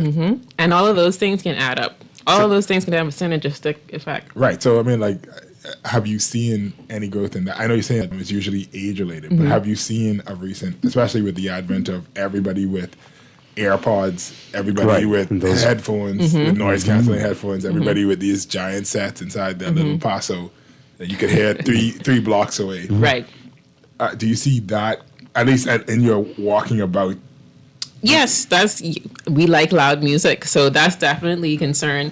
But I've had some people casually mention in the office, well, I've had some ringing in my ears, so that's a big one. When you expose yourself to loud noises, the first warning sign is that ringing or buzzing in the ears. And then sometimes you have like a feeling of cotton or a feeling of your ears the hearing just being dull. And that's just a sign that you need to retreat from exposing yourself to that loud noise, because those tiny hair cells, they're giving you that warning signal that you need to stop this. And if it's something that you continually do, it's going to be something that we call a permanent threshold shift. So you have to think about the duration of exposure. How close are you to the noise source? You have to think about all of those things. And then just listen to your body and the warning signals that it's giving you. Now, as a doctor, how often are you annoyed when you pass, like, people working around heavy equipment, like you see somebody on the side of the road with a pump, or you go to a construction site and no one is wearing any sort of safety equipment? Is this, like, does that, like, irk you? Is like, and is there something where that should be addressed? Yes, should definitely be addressed. It doesn't irk me. I feel like once we have a good thing going and there's nothing happening, we just continue doing what we're doing. But I'm trying to push forward the effort to have annual screenings done at some of these corporate places, and even construction workers. I know that's the last thing they care about. But if you have annual hearing screenings, you could at least be on top of your hearing. And then that's also the opportunity for us to encourage people to wear hearing protection in these various places. And it's also up to the employer too. These things are mandated in the U.S. as well. I want to say, are they mandated here? Because, I mean, shouldn't it be a matter of safety? Because, I mean, the person leaves and their hearing is damaged forever because they're jackhammering. No one's wearing protective. They're not wearing masks, but they're also not wearing ear protection or eye protection. Shouldn't that be mandated? It should. Law? As far as I know, I don't think that it is. I know that there are some companies that are enforcing that, but I don't think that's anything that's in law. I could be mistaken, but as far as I know, I don't think so. Okay. All right, so let's talk about age and how this works. What contributes to this? Is it like wax buildup? Is it much more complicated than that? What are we looking at here? So as we get older, it's just wear and tear of those sensory cells in the inner ear. But other things that can contribute to hearing loss, like you said, simply can be wax buildup in the outer ear. You can have certain malformations of bones in the middle ear. You can have ear infections in the middle ear where fluid builds up and that causes hearing loss. And then you can have diseases of the inner ear. So that can affect your hearing, your balance. Like I said, some people lose their hearing suddenly. Sometimes a virus can infect the inner ear. So it's a whole range of things, even medications, head trauma. Wow. All of those things can contribute to hearing loss. Like somebody, you get hit alongside the head so hard that it affects your hearing. Yes, it does. Now, Or a concussion or something. so the question is, what is a concussion? But on that line, when you talk about balance, all right, because they're like, for example, I just always chalk it up to being tall. There are times where I get up suddenly and it's like, oh, just gonna take a moment to realign myself while the lights come back on. Sure. Right. One, it's not normal. Two, when should a person be concerned about it? Because like you said, sometimes you just get used to a certain way of life. In terms of your balance? Yeah. So if you do certain routines and the vertigo, which is a spinning sensation, if that just hits you suddenly, then that's a warning sign that something is going on. Or if you have a feeling of general imbalance, you want to look into that as well. It's more of a concern for older folks because there's a risk of falling. Right. So you just want to look at your lifestyle and if the dizziness and the imbalance is affecting you more often than not, then that's something you want to investigate. Wow. Or if it just kind of, like you said, hits you suddenly, like if you get up out of bed and all of a sudden the room is spinning. Sometimes we can get up too quickly and that can just be simply a drop in your blood pressure, right? Kind of makes you faint. So it could be because I'm too tall. I don't think so. Wow. But just take your time. Wow. Okay. All right. All right. So I think people will know to go to the dentist at least twice a year. You get your eyes checked at least once a year. But you mentioned it before, getting your ears tested. Not everybody's thinking about that. All right. So who should you see then? An audiologist or is it an ENT good enough? What do you do here? So in regards to your hearing, you can see an audiologist. Now, if you feel like you have some medical condition of the ear, then you want to see an ear, nose, and throat physician, whether that's allergies, sinus, and we work hand in hand. So even if you see the ear, nose, and throat physician, a part of their assessment is the hearing part as well. So they're going to refer patients to us as well. But if you have general concerns about your hearing, you have ringing or buzzing in the ears, you can come and see an audiologist. And then if we need to, we can also refer back to the ear, nose, and throat physician. Right. And wax removal. People know. Well, some people know not to use Q-tips for that. But how much of a problem are those and sticking things in your ears? Big problem. So I see that quite often in the office. And then they would come in, a lot of them with pain. And then when I look in the ear, the wax is deep, deep down in the ear. So that causes pain that can sometimes affect the balance. And so it becomes difficult to remove. So when you put Q-tips in there, and I say this time and time again, it's going to take some out, but it also pushes more further and deeper in there, which complicates it in terms of taking it out. Right. And it affects your hearing. So it's plugged in there. So what should you do to safely remove wax? Or do you always need to see a doctor for that? So the ears are supposed to be self-cleaning. So for some of it's like a conveyor belt. So the dead skin cells, they migrate out with the help of our jaw movements. But for a lot of us, for different reasons, that does not occur effectively. So at home, you can use over-the-counter drops that are designed to soften and break down wax. And then you can gently flush it out on your own if you feel comfortable. Other than that, you want to come into the office if you're still having problems, because you don't want to put a pin down in there and then you scrape the ear canal and cause an ear infection, or like we mentioned, Q-tips, and then you make the situation worse. So you want to come into the office if it's still not resolved after using, you can use the Q-tip at the very opening of the ear canal, but don't go all inside. The way. Right. Wow. I know many of us do that every morning as a part of our routines. Yeah. It just feels good for some of us. Yeah.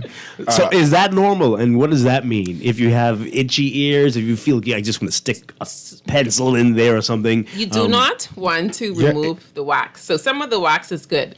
It's a substance that our body now produces. So it functions to keep the air canal nice and lubricated. Mm-hmm. It traps dirt and other things from getting further into the air. So that helps to prevent air infections, I'm assuming, right? It's slightly acidic, so it helps with that as well. Right. I'm a little concerned that Dwight thinks that you could put a pencil in your ear. How large is your that's ear? how it feels. How that you might large want to is your stick something ear? in there. I don't. Okay, but That's a no-no. yes, that's a hard no. So how often should you use the drops? It sounds like you shouldn't overdo that either. I've never seen these drops. Where are these? Or go into any pharmacy, and you'll see. Don't look at me sideways. But you don't have ear issues then. There are a lot of people with ear issues all the time. I apologize. Yeah. So that's good. That's a good thing to not have. I would say just use it when you start to feel symptoms. Like if your air feels plugged, your hearing feels a little bit reduced, or you're noticing a lot of wax coming off of maybe your earbuds or something like that, you can use it. But you don't have to make that a daily practice. Right. But if you're someone that's prone to producing wax after a while, you can kind of implement that when you start to feel, build up in your ears. Okay. Now, in terms of testing, right? Because I'd like to settle like a couple of bets. Because there are some people who I know who they're like, oh, I didn't hear you, or you talking soft. I can't understand what you're saying. You're not, and it's like you are losing your hearing. How does that work? Do you just go in? And do you go to a certain? I really want to settle it. So how does the testing work? No, I mean how do you Is it you go to any doctor? You go to a general practitioner, or do you have to get recommended to? You can just walk through the door. You can just come and see me self-referred. Okay. Yes, and then we go through the gamut of testing, which, by the way, does not hurt. It's very easy, and by the end, you have information on what's going on, and then you can make a decision from there. And how long does a test generally take? I schedule an hour, so 30 minutes to an hour is enough time for me to do all of my testing and to show you what we found and for me to explain it and to recommend, what's best going forward. Where are you located? So I'm within Harbor Bay Medical Center.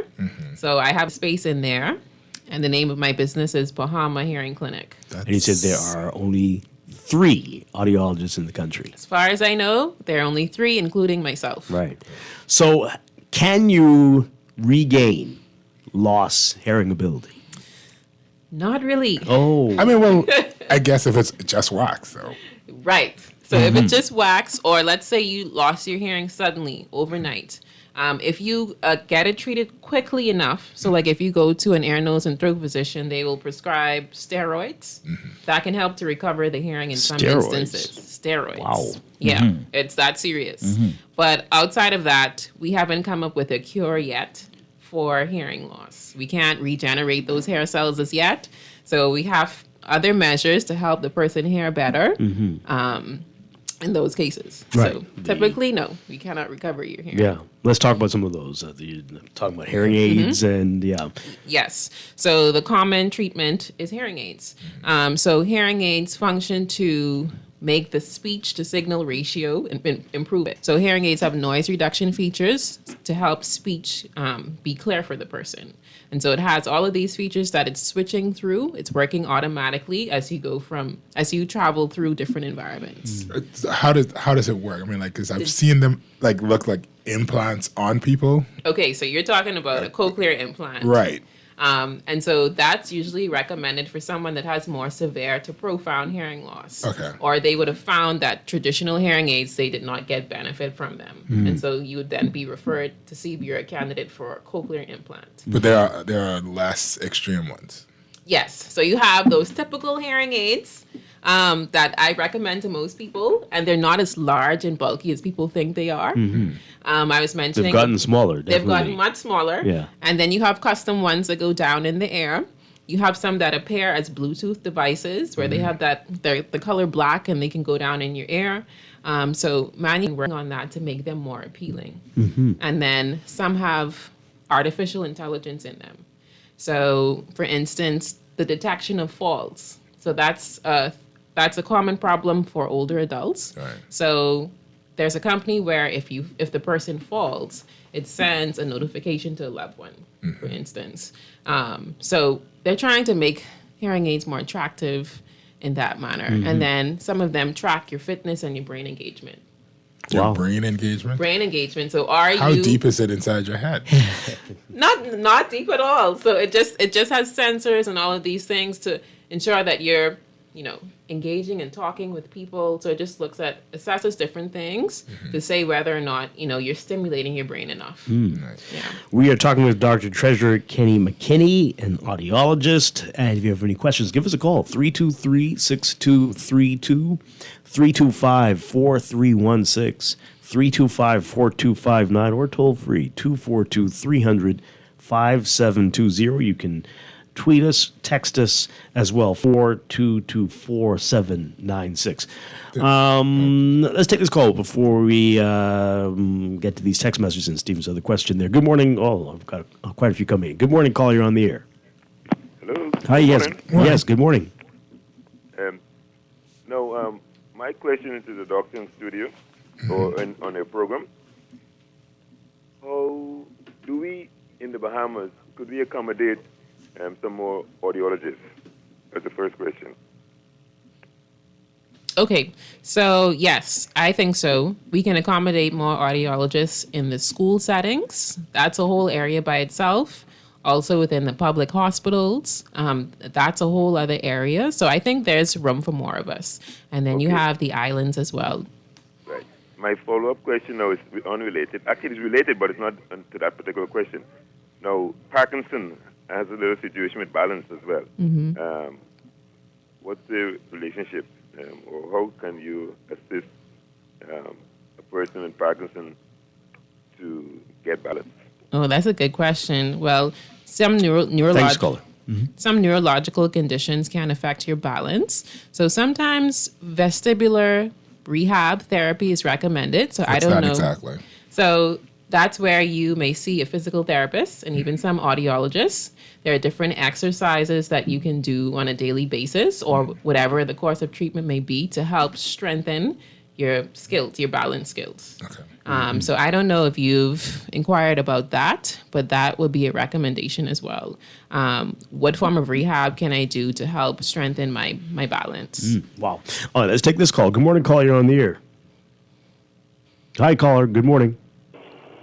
Good morning, caller. Dwight, Hi, yes. and your guest and your co-host. I think people who work behind the bar should wear like a noise reduction. I had uncle who was a bartender for years. As you get older, his hearing started to go. And doctor, do you think of the good thing what the FDA did when they made hearing aid? You could buy it over the counter now. That's a great question. That's a double-edged sword. Thanks a lot. I think it's a good thing because for some people, the cost is a factor. So it's supposed to be more cost-effective. But right now, they're still not seeing the uptake that they would want to see with even over-the-counter devices. But I think it's a good thing because it will at least start the process for some people. And if they do not get the benefit that they're looking for, then they may seek further treatment, like with a professional like an audiologist. So I think it's a good thing. But sometimes certain things can be missed too because you don't know if your hearing loss is caused by a tumor or something medical. And so if you're just treating it like that, sometimes you may not be able to address the root cause. Oh, wow. So it's a good and a bad thing. A couple more calls coming in. Good morning, caller. You are on the air. Hi, good morning. Hey, good morning, Dwight. Yes. And good morning to your panel. I have a question for Doc. When you fly in the plane, especially in them jets, this happen a lot, like when the plane can go land. Like your ass is get clogged up, and then it do free up until I yawn or something like that. If you're a frequent flyer, could that damage your ear? I can hang up and listen. Okay. Interesting question. Thank you very much. Yes, that's a good question. It's definitely a concern if you fly frequently. You may just want to implement measures that will help with that. And sometimes that could be as simple as chewing gum throughout the flight, or sometimes you can even wear earplugs to help with the pressure. And then you may want to take a decongestant or antihistamine too to help with that as well. So you can think about those things. That's with like the pressure, or is it? Yeah, I think he's talking about the pressure buildup where you have that feeling where you want to clear your ears because your eardrums may feel a little bit sucked in, from flying. I actually have a lot of pain on jets. Like my You do? ear's about to explode. That's how it feels. Yeah. You know what I Is found? that common? That's common. Some people have that feeling. Yeah. I find like wearing my earbuds, it doesn't happen when I have my earbuds in. Really? Yeah. Exactly. So that's why I mentioned like earplugs, just to kind of Interesting. think about that. All right, running out of time, but let's take this final call, and then we've got a few text messages to get to. Good morning, call. You're on the air. Are you there? No. Okay. This person's asking, will an audiologist visit be covered by health insurance? Yes, it will.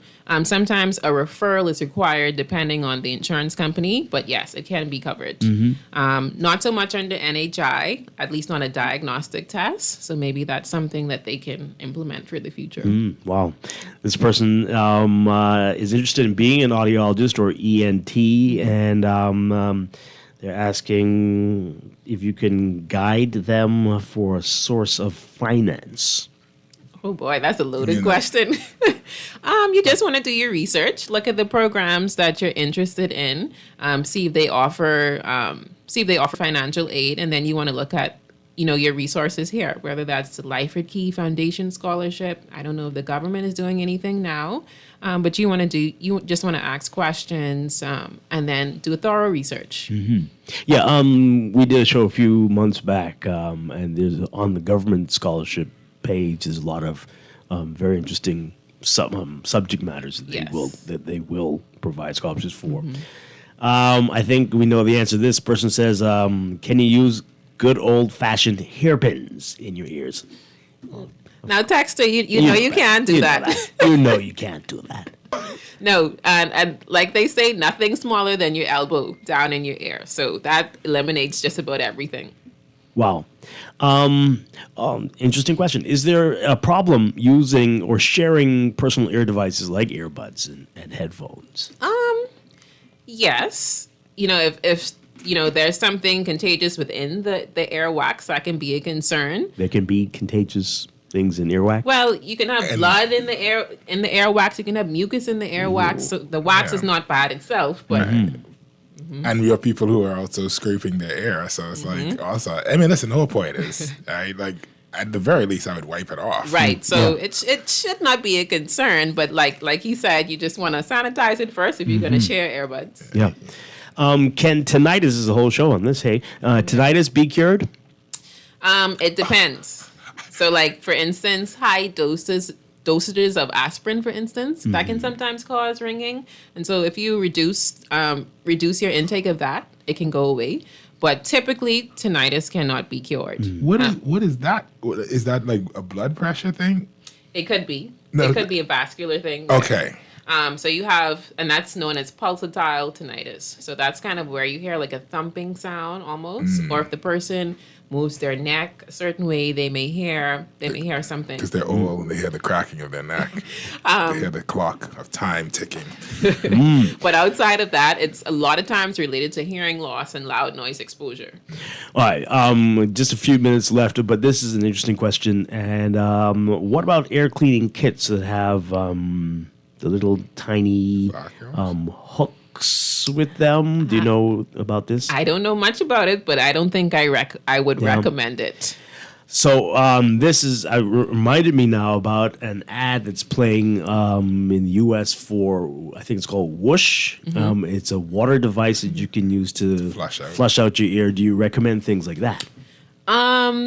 You do have It things. sprays water into your ear. Yes. You just flushes want to out be careful with the pressure. I could say, is it as violent as your hand gestures? Well, they say it's a gentle whoosh of water. Okay. But It may be okay, but it just makes me question, at what rate is that water being sprayed down into your ear? But it's probably okay. Yeah. You have water picks too that you can kind of use to flush out your air, but you have to be careful with that as well. And how often should you use those? When you feel like you have issues with wax buildup. So it should not be a regular thing that you're doing. Yeah. Okay.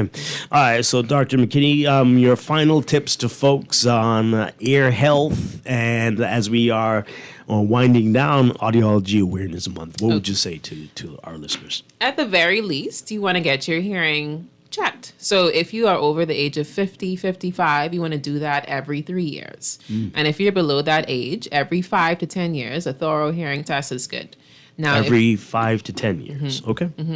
And outside of that, if you feel like you have hearing issues, you want to come in right away. Whether that's difficulty hearing or understanding others, or if you have a ringing or buzzing in your ears, you want to come in for a hearing test. And I also want to say that hearing aids do not cure hearing loss. A lot of people think that all this money, they put the hearing aids on and it's just going to be crystal clear.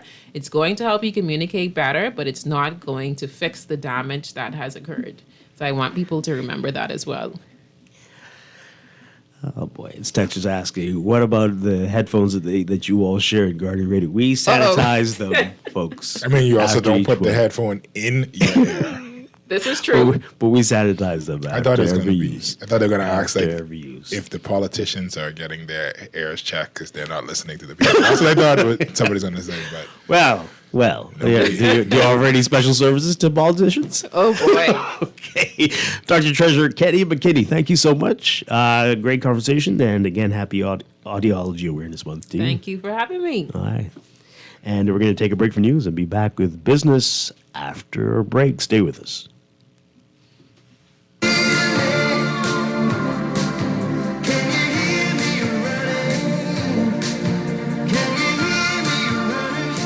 This is Guardian Radio 96.9 FM, Nassau, Bahamas.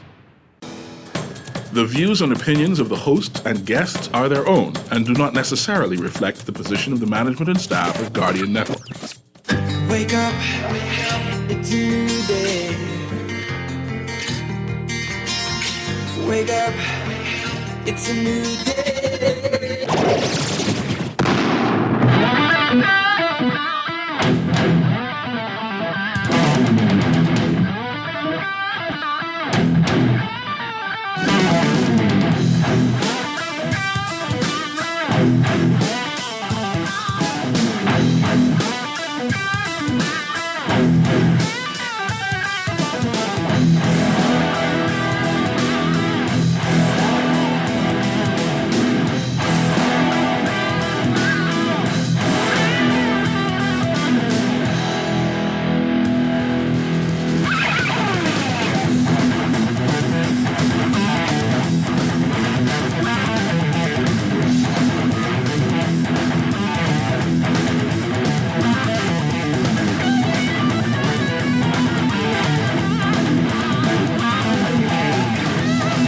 Good morning and welcome to Morning Blend Business on this Friday, October 27th, 2023. Welcome back to our Morning Blend listeners. Once again, I'm Dwight Strachan along with Stephen Hanna, and it is time for a monthly series, Morning Brand. And this morning we are going to be talking about your brand and the community and community initiatives and the importance of being involved in the community and what form that should take. Joining us, as always, for Morning Brand, we're very pleased to welcome from Communications, Design, and Digital Solutions Agency, Onward Advisors, Royanne Dean. Royanne, good morning. Good morning, Dwight. Good morning, Stephen. And Good morning, happy birthday, everyone. Royanne. What? Happy birthday. Today? No, yesterday. Yes, really? Yesterday. It is today. Yes. Thank you. Happy belated, Royanne. Well, look at that. Thank you, Stephen. You got to know your brand, Dwight. Hope you enjoyed it. You didn't tell me that yesterday when we spoke. Oh, man. Anyway. First rule of branding, Dwight. Know your audience. Oh, boy. I tell you. Anyway, great to have you here with us. She already told her close friends. Right. Okay. All right. So, community tie-ins for your brand. It seems like a given, right? You just can't from the people. You gotta give back to the people. But how are we doing? Generally, companies here, and then we can talk about companies abroad. Do people get it? What do you think? And are we doing better now than we used to in general? How are companies doing in this regard? I think companies are doing. Companies are active in that community engagement space. So many corporate companies have, well, either foundations, or if they don't have a separate foundation that's related to the company, there are projects, like volunteer projects that their staff gets involved in, or donations that they make to different parts of the community.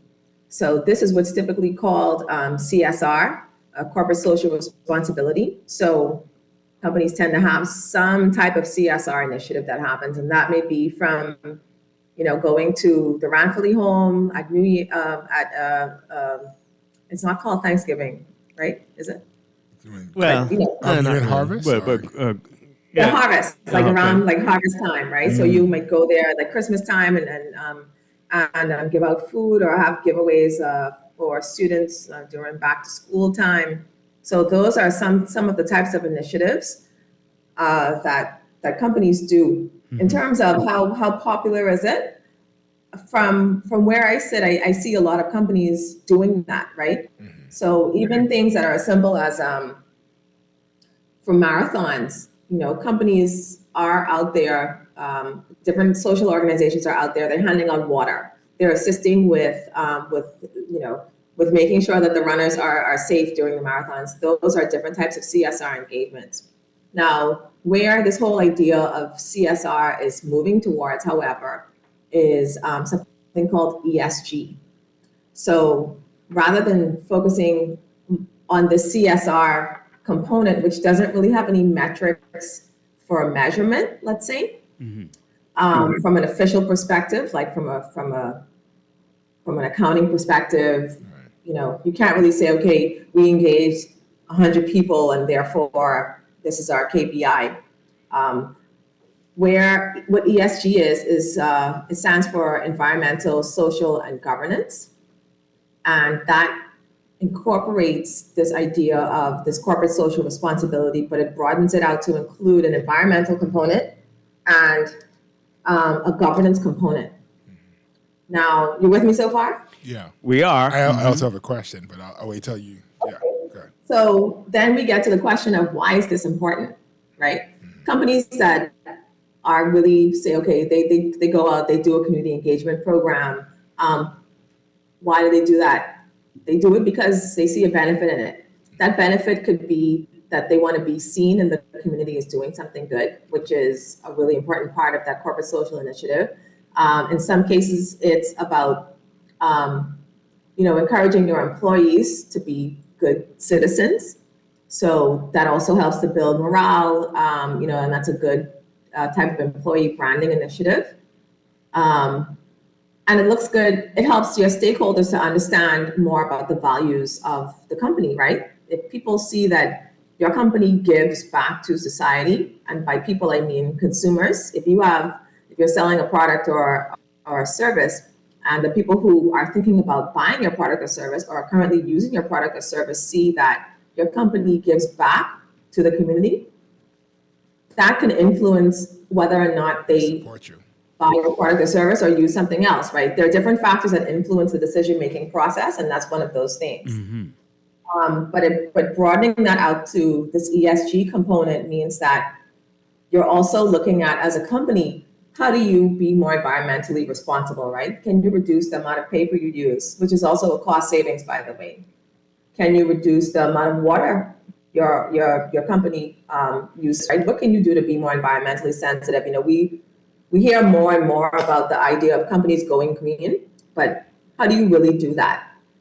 That's one thing. And on the social side, we mentioned these CSR initiatives, but the social side and the ESG also looks at, do you have a diverse company, right? And when we hear about diversity, like DEI, diversity, equity, and inclusion in companies, let's say in the States, we're thinking about, okay, race and gender and those things. But some of those things may apply, right? But you can look at gender. You could look at people who, what is it called? Is it still called disability or differently abled, right? Who may be able to be involved in the organization. So we could look at ways to diversify the people who are working in the organization as kind of that social component as well. And lastly, on the governance side, that means you're really paying attention to compliance, you're paying attention to regulations. But the important thing about that is that in all of these initiatives wrapped up, that ties into how you position your brand, which means that you correlate those things to the values of the company. You communicate that what you're doing, how you're doing it, on all of your platforms, right? You use that in your employee training. So you communicate that in a bigger way. The whole idea is that you're impacting your community in a broader sense, and people see your brand as a brand that's doing good for the community overall. And it enhances the way that people think about it.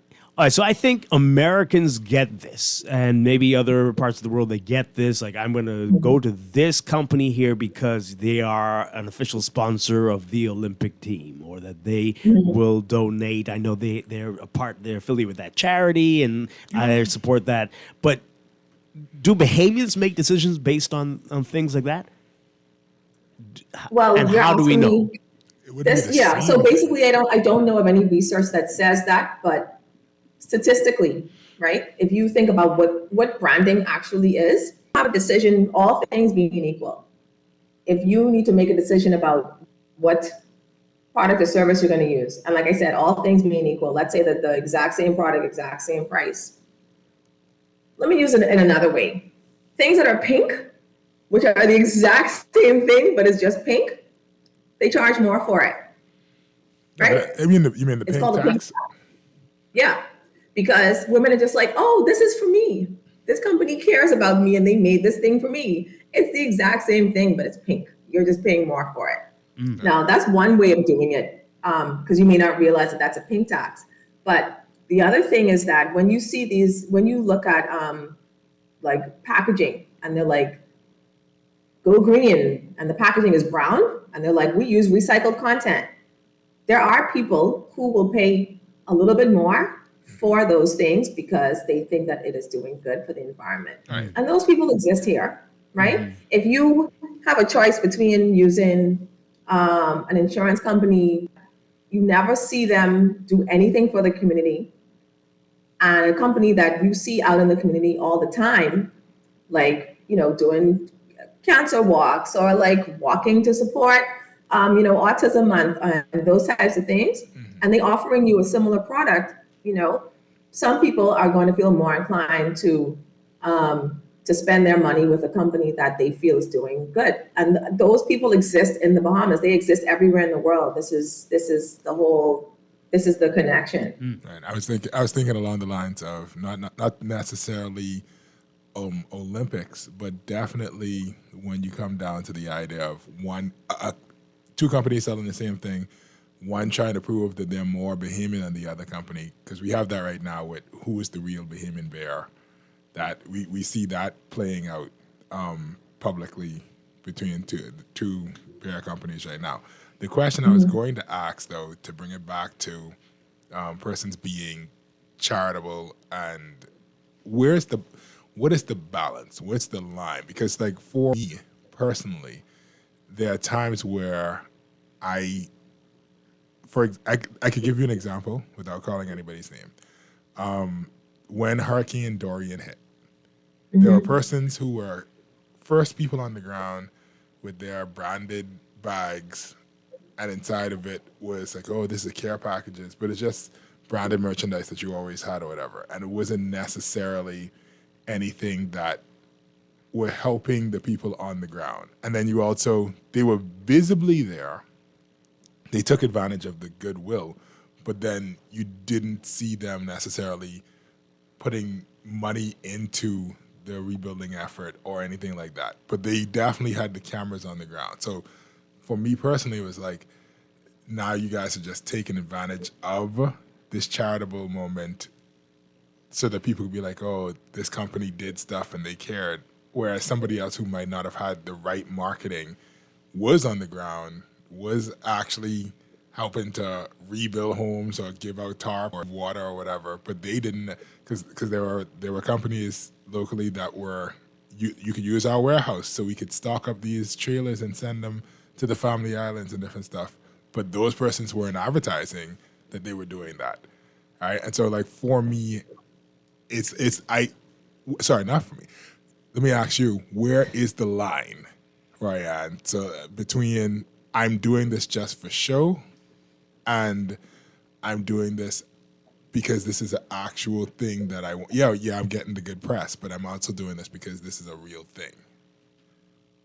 Or at least how do you convince the consumer of that? I understand your example, but I don't understand your question. What do you mean, where is the line? No, I mean, like, how do I convince when I do it, like, where should I stop, or how much should I show so that I don't come off as I'm only doing this for the press versus I'm doing this because I'm actually a part of the corporate. I mean, I have my corporate responsibility. Like, how do you get it to not backfire on you?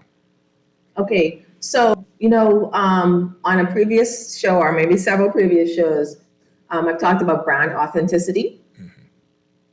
That authenticity isn't something that you communicate in one shot, right? That's something that's built over time. So if it is that you mention in however you communicate on your platforms, these are our values, we care about this, et cetera, and then you have been engaging in these social activities, these community engagement activities over time, right? People will believe what you say, and when they see you in the community, they will trust that what you are doing is something that will actually benefit the community. Okay. That's one thing. Now, if it is that you don't communicate anything about this, anything about your values or what you believe, or you're not doing any sort of community engagement, right? And then when a disaster happens and there's cameras there, then you pop up all of a sudden, right? And then when the cameras go, you go, right? So these are things that matter in the long-term value for your brand and in the long-term value of how customers perceive you. Because what you're implying is that you really can't trust us, right? So we're not good community partners, and you can't trust us. I mean, I'm simplifying it, but yeah, actions really trickle down in other ways about how people think about the brand. Now, we know that in places like the States, there are incentives for companies to be involved in these things. They get tax breaks. They get a lot of benefits. We don't quite have a system like that here. How should you, as a company, especially in a time like this when inflation is high, costs are high, electricity and so many other things, how do you balance that, knowing that this is really likely to cost you more than it's worth? How do you balance I think this? the first thing is you don't like, how do you determine what it's worth, right? That's one thing. But the second thing is that look at all of the research. There are many papers, for example, from Deloitte, from EY, any of the management consulting firms. There's a lot of information and a lot of research done that shows clearly and over time that companies that do have ESG as a priority, they perform better. Why do they perform better? They perform better because there are operational efficiencies that occur with the implementation of some of these things. There are cost savings. So, for example, on the environmental side, if you say, okay, we're going to commit to some type of ESG initiatives. Let me just make a caveat here. You did mention that companies here are not incentivized, for example, for tax reasons. We don't have that type of structure, or the structure that we do have does not include this as a way, for some type of concession. Right. But I think that may change depending on what happens with the corporate tax. But so let's just leave that there. I'm talking about other incentives to incorporate ESG into your business planning and into your brand. The environmental savings. If you said, okay, how can we reduce our water usage? If you are in a building, how can we reduce our water usage? How can we save money on electricity? That is as simple as either you installing, I don't know what those are called exactly, but when you're in a hotel, you have to put your key in the room for your electricity to run. Yeah. The Yeah. type of energy saving things that we can do. So you're looking at ways to be more environmentally sound, but there's also cost savings there, right? The other thing is on your social projects, on your corporate social responsibility initiatives with community engagement, they don't always need to cost money. Mm-hmm. You can volunteer time. That's going to ask you. Yeah, you can volunteer time. There are organizations that really need hands. So, and I can say that from, I'm a Rotarian, right? We do a lot of hands-on projects. And we currently have a committee that works with members of Corporate Bahamas so that when we have projects, we have volunteers from Corporate Bahamas that can come and assist with those projects. That doesn't cost any money. It's just people showing up and dedicating their time, not even for like the whole day. You could come for 1 hour, right? You could paint something, you could clean something, you could move something. So they don't necessarily need to cost money in order for these types of initiatives to happen. But the governance part, I mean, my goodness, that should be happening anyway. The benefit of it is that on the one hand, consumers can look at your brand in a different way because hopefully you will talk about these things that you're doing in your annual report, on your website, on social media, and to your employees. So your employees are then talking about it. The second thing is that if you're a company that's looking for investors and they know that you're focused on these types of pillars, especially on the governance side, you know what, they're looking at this company and they say, okay, we could see that this company is run properly. That minimizes the potential for risk, right? We can see where some opportunities could arise because this company has a focus on it. And all of these things can be measured. So they do have a bottom line impact and they have a top line impact in terms of what you could save, yes. As you say, talking about things, this is related somewhat to what Stephen was asking before. So we see this in ads for companies around the world all the time. Like Subaru comes to mind. They will talk about how they've invested in this plant that's Dawn talks about how they Save the wildlife. will save animals. Subaru will talk about how environmentally friendly their plants are, or what they're sending to animals that are affected by some environmental well, some issue, right? Dogs that And can't be dogs, adopted. they have dogs in their commercials. Right. So, but we don't see that here much. Why do you think that is? That companies aren't talking about what they are doing? Are they afraid that they will, like what Stephen asked before, come across as self-serving, right? Self-serving lunatic capitalists. Oh boy.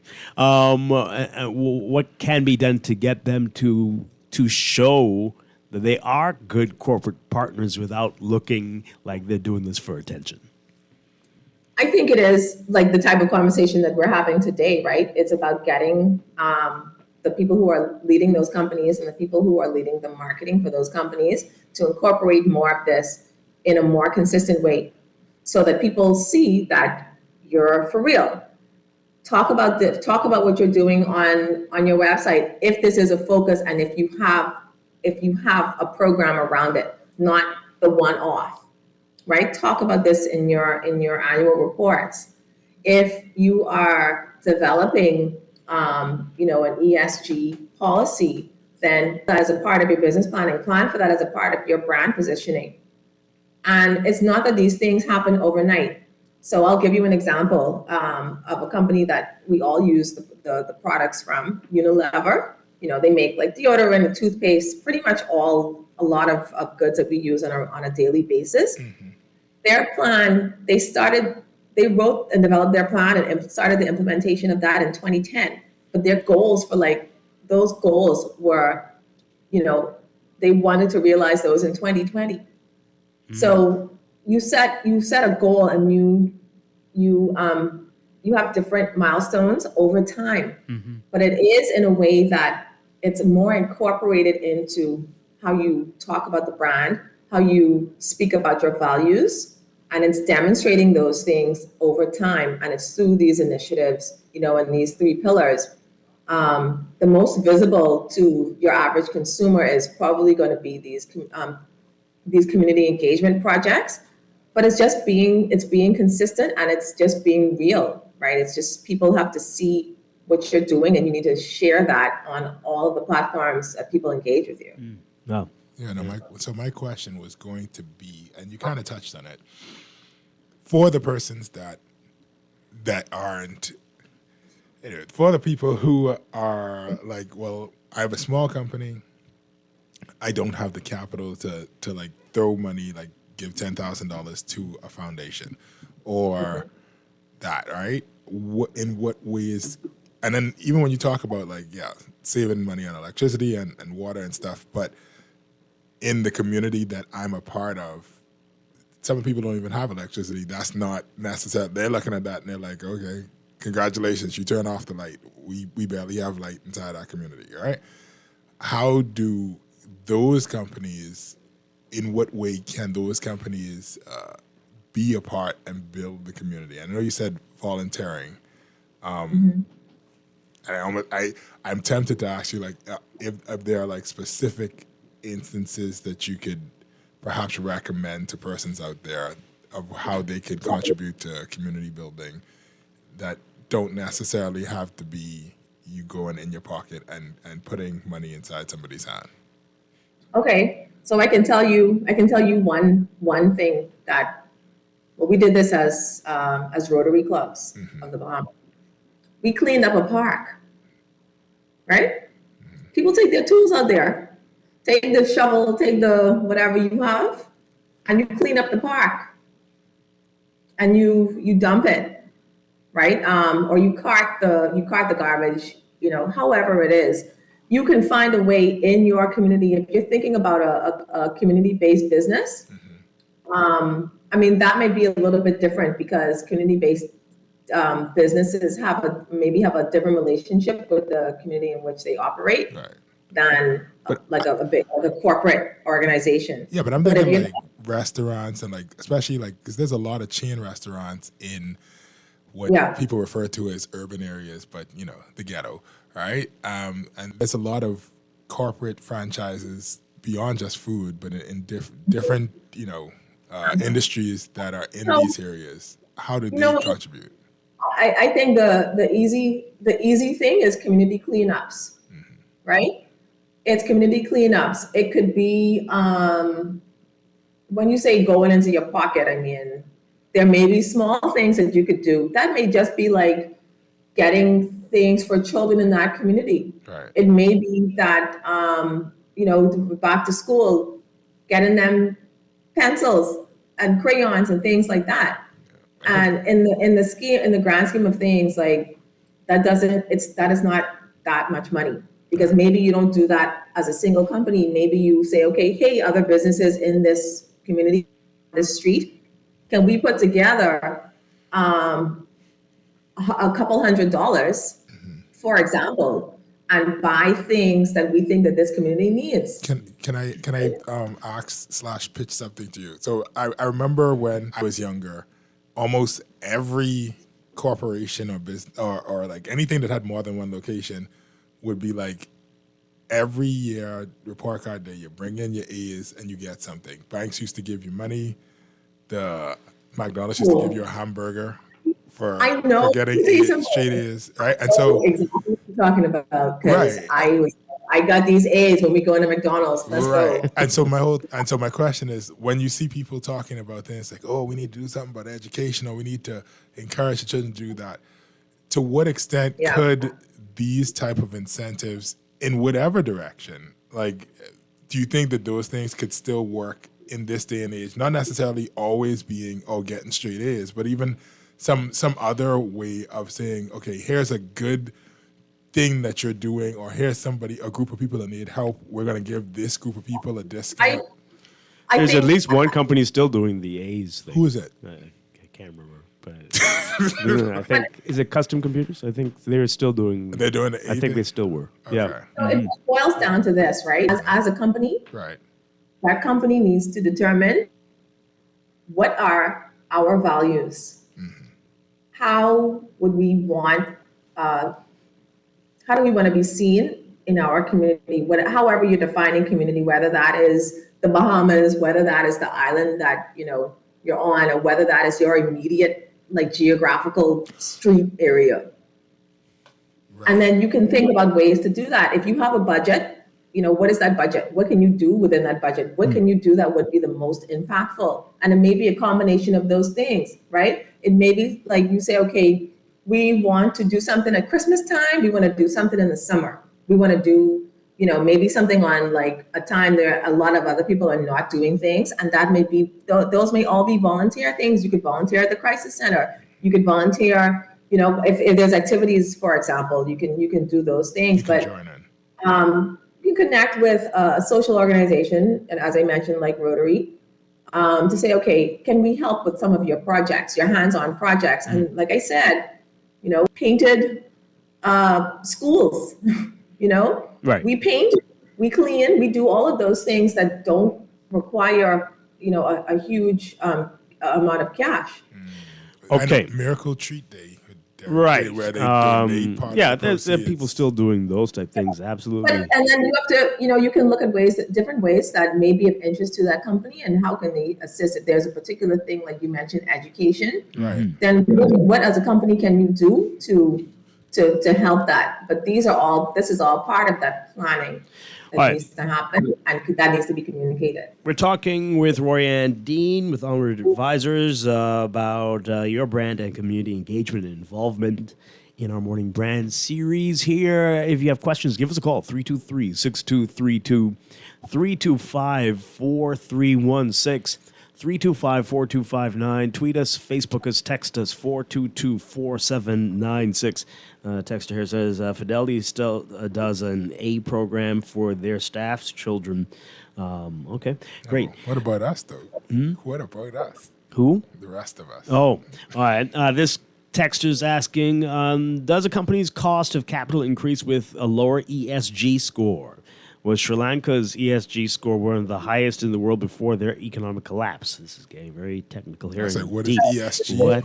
And do you envisage ESG type scores being applied to individuals in the future? What? Is ESG environmental, social, and governance. That's what Royanne said. Okay. Interesting questions there. What do you make of those, Royanne? What was the first the question? First one. Does a company's cost of capital increase with a lower ESG score? Does a company's cost of capital increase with a lower ESG score? Did it mean the cost of doing business? I don't know. And then was Sri Lanka's ESG score one of the highest in the world before? I mean, it sounds like you know. I don't know. Okay. Do you envisage ESG type scores being applied to individuals in the future? No, we're not China. I don't understand how that would be applied, especially on the governance side. So I don't know. It would have to be like how China does the Black Mirror thing, where it's like if you get a certain number of parking tickets or if you've been caught littering, then you're not allowed to travel a certain distance from your home. Like that's a thing in place in China presently. I don't foresee that happening. I don't foresee that happening. So that's the answer to the third question. The second question about Singapore's ESG rating. Sri Lanka. So I don't know what's happening. I don't think that that's not correlated because to my knowledge, that happened in Sri Lanka was due to a governance issue, and that impacted their ability to subsidize fuel, and that's what fueled, no pun intended, fueled a lot of the riots that happened. So those two things are not necessarily correlated. I have this. The cost of capital and a company's ESG. I don't really understand that that question. Okay, let me ask you this: should the companies that are sponsoring programs in their home country, let's say you're a big, every 4 years you're the big Olympic sponsor, for franchises in other countries, should you be required to do that as well? By whom? By the government? By corporate? Should that be a thing? If you sponsor the Olympics in your home country, in my country, in the Bahamas, should you also be a major sponsor of the Olympic team? I mean, because it kind of hurts. I'm buying stuff and I see, it was sponsor of the Team American USA. Team USA. Like, what the heck? What do you make of that? I don't understand. So if you are Let's the say- sponsor of the Olympics in your home country, Right. Let's say Stephen owns a sandwich shop called Hannah's Burgers, right? And we're the official sponsor of the men's 4x400 relay team very in specific. Argentina, right? And now we come to the Bahamas, and we love these burgers; they're delicious. Should the franchise in the Bahamas have an obligation to sponsor, at the very least, the men's team or sports in some way? okay. So, but to my knowledge, I don't think that the Olympics has like global corporate sponsors. To my knowledge, right? So if there's you a sponsor company, individual teams, so like because like Puma would sponsor somebody, Nike. but they don't apply to other countries, right? So if let's say, for example, if Adidas USA is sponsoring Team USA, translate to them sponsoring the German team, Right. and that's different from like when you have, for example, when FIFA Beach Soccer World Cup was here a few years ago, there were corporate sponsors for the event as a whole, right? So they weren't sponsoring a particular team. So, for example, Kia was a sponsor, Right. but wherever that event goes to, Kia is a corporate sponsor. They're not sponsoring a particular team. So I think that's different. If they're sponsoring a team from that country, that is the corporate office in that country sponsoring that team. Right. So unless he's it's a global corporate sponsor, but they wouldn't be sponsoring a particular team. Yeah, They'd be so- sponsoring- No, I'm asking you He's the asking the first franchise person. holder here Should they be required should then? do the same. Like if they should be encouraged to do the same thing. Especially if the products we're seeing are saying that this is, we sponsor USA. Team USA or Team UK or something.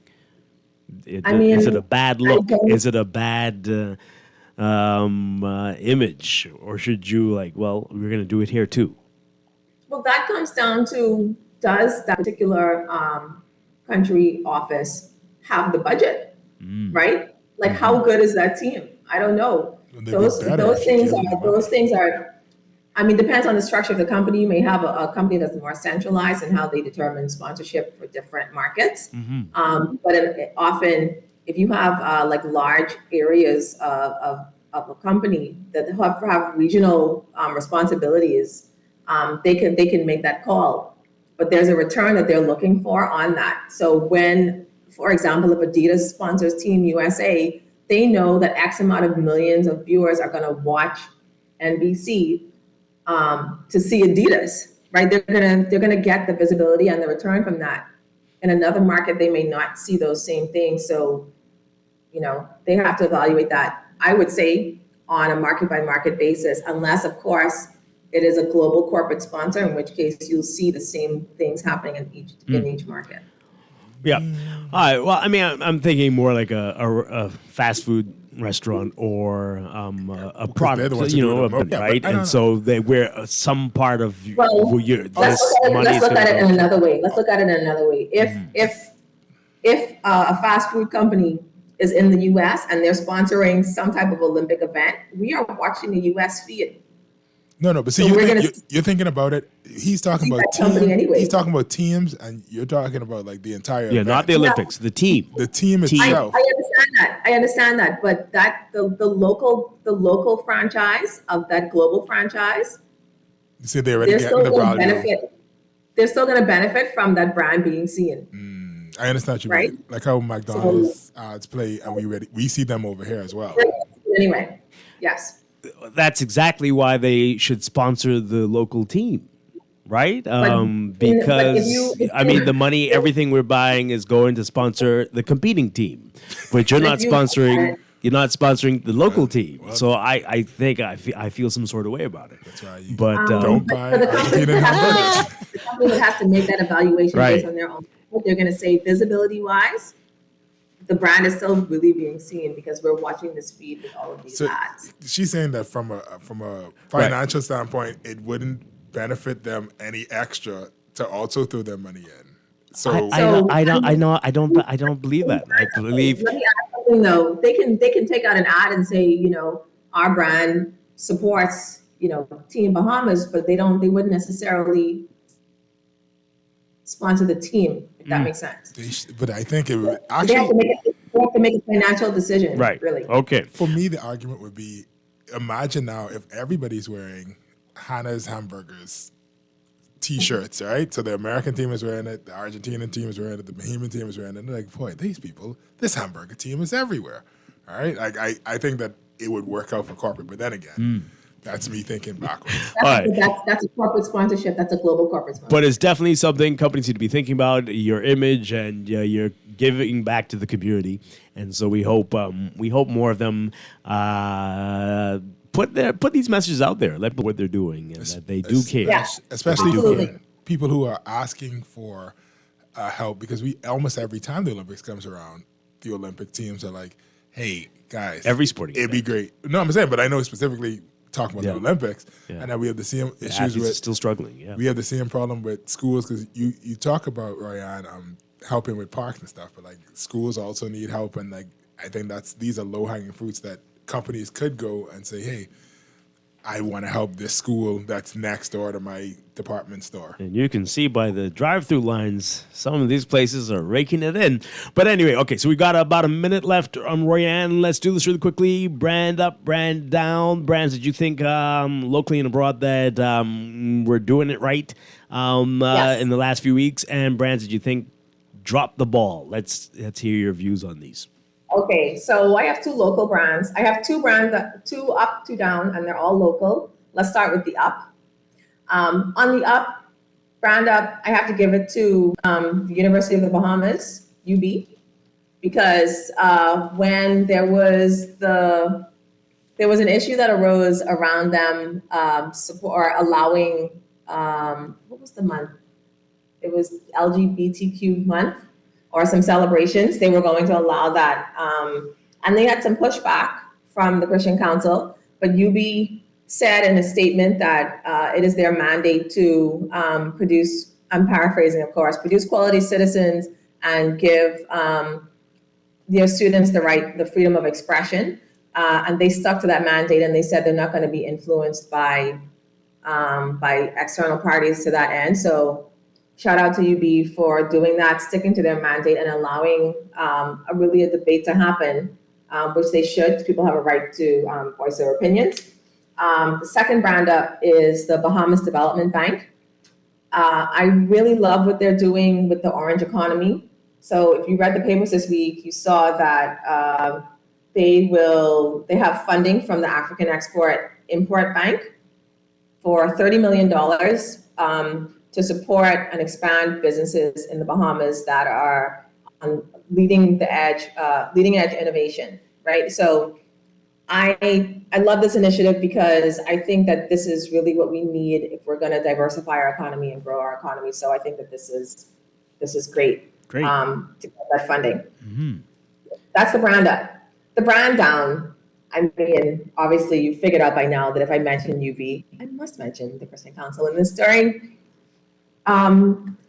Christian Council, again, brand down. This is a second brand down that you've done with the Christian Council. It sounds like you've got some issues with the Christian Council. So maybe there is no ball, so they're not dropping it. But what happened at the debate at UB was that people were voicing their opinion, but apparently it was the members of the Christian Council that were really being antagonistic, right? The university should be an open space for debate. And you may not agree with what people have to say, but they have the right to voice what they're saying, especially if they're doing it in a way that encourages further discussion and hopefully get parties to a better understanding of each other and increasing tolerance and openness. And that is not what happened, apparently. And it was because of some members of the Christian Council. So that's a brand down for me. The second brand down, no pun intended, I have to say Flamingo Air. Oh, dear. Like, I don't understand. Also, when they announced that they were back, after not really giving a clear explanation for what happened, and kind of hoping to instill trust in people, the announcement that they had returned to operations was sort of a small little story in the corner of the paper. So I think that this could have been much better done, or done much better. But so that's I'm gonna have to give them the brand down. Well, that will be one of the best press releases of the year for hilarity. When they said they were just as surprised as all of us to see the landing gear. Yeah, I was like, really? That was a brilliantly written press statement there.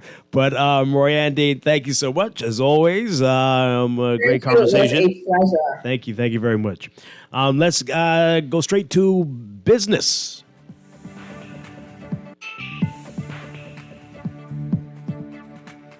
Good morning, Business Report brought to you by CFAL. While the Paradise Island Tourism Development Association said in a statement that it plans to appeal the town planning committee's approval of a Wendy's and Marco's pizza location, the owners of those fast food franchises plan to get on with the development of their newest locations at the old Scotiabank location on Paradise Island.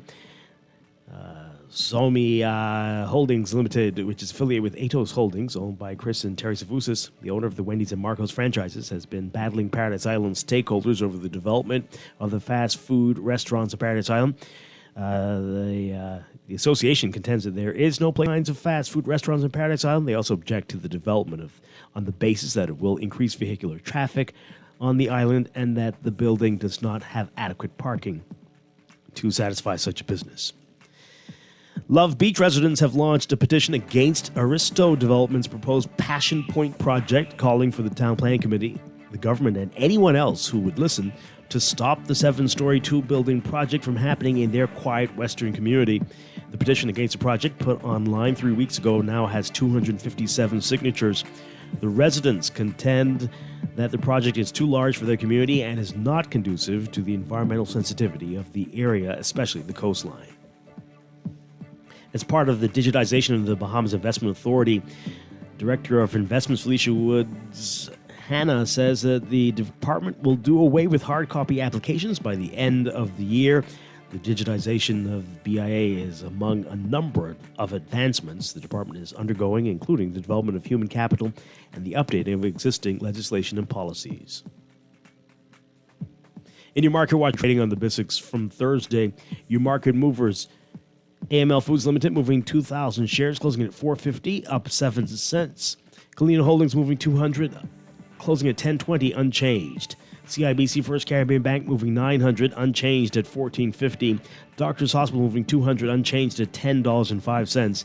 Famguard moving 200, unchanged at $17.75. Consolidated Water down 2 cents, closing at $5.90.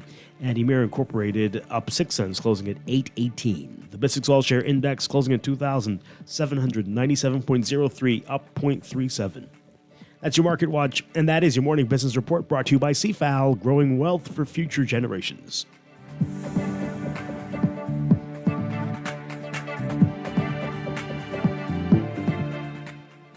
Stephen Hanna, that is it for us today. Thanks so much for being here this morning. Appreciate it.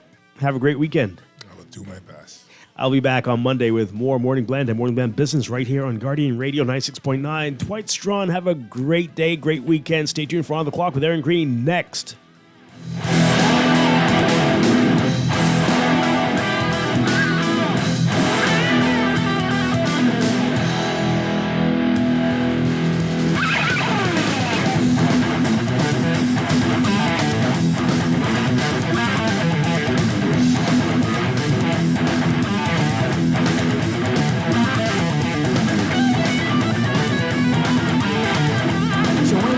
Chamber of Commerce, SBDC Bahamas, and Alive Business on Saturday, November 4th from 10 a.m. to 8 p.m. at Crypto Isle on East Bay Street. See what's new, sample products, demo services, and shop from a variety of businesses throughout our local communities. We hope to see you at Trade Expo 2023 on November 4th. Admission is free and the event is family friendly. For more information, call the Bahamas Chamber of Commerce at 322-2145. Ready to save? You can put $100 into the CFAL savings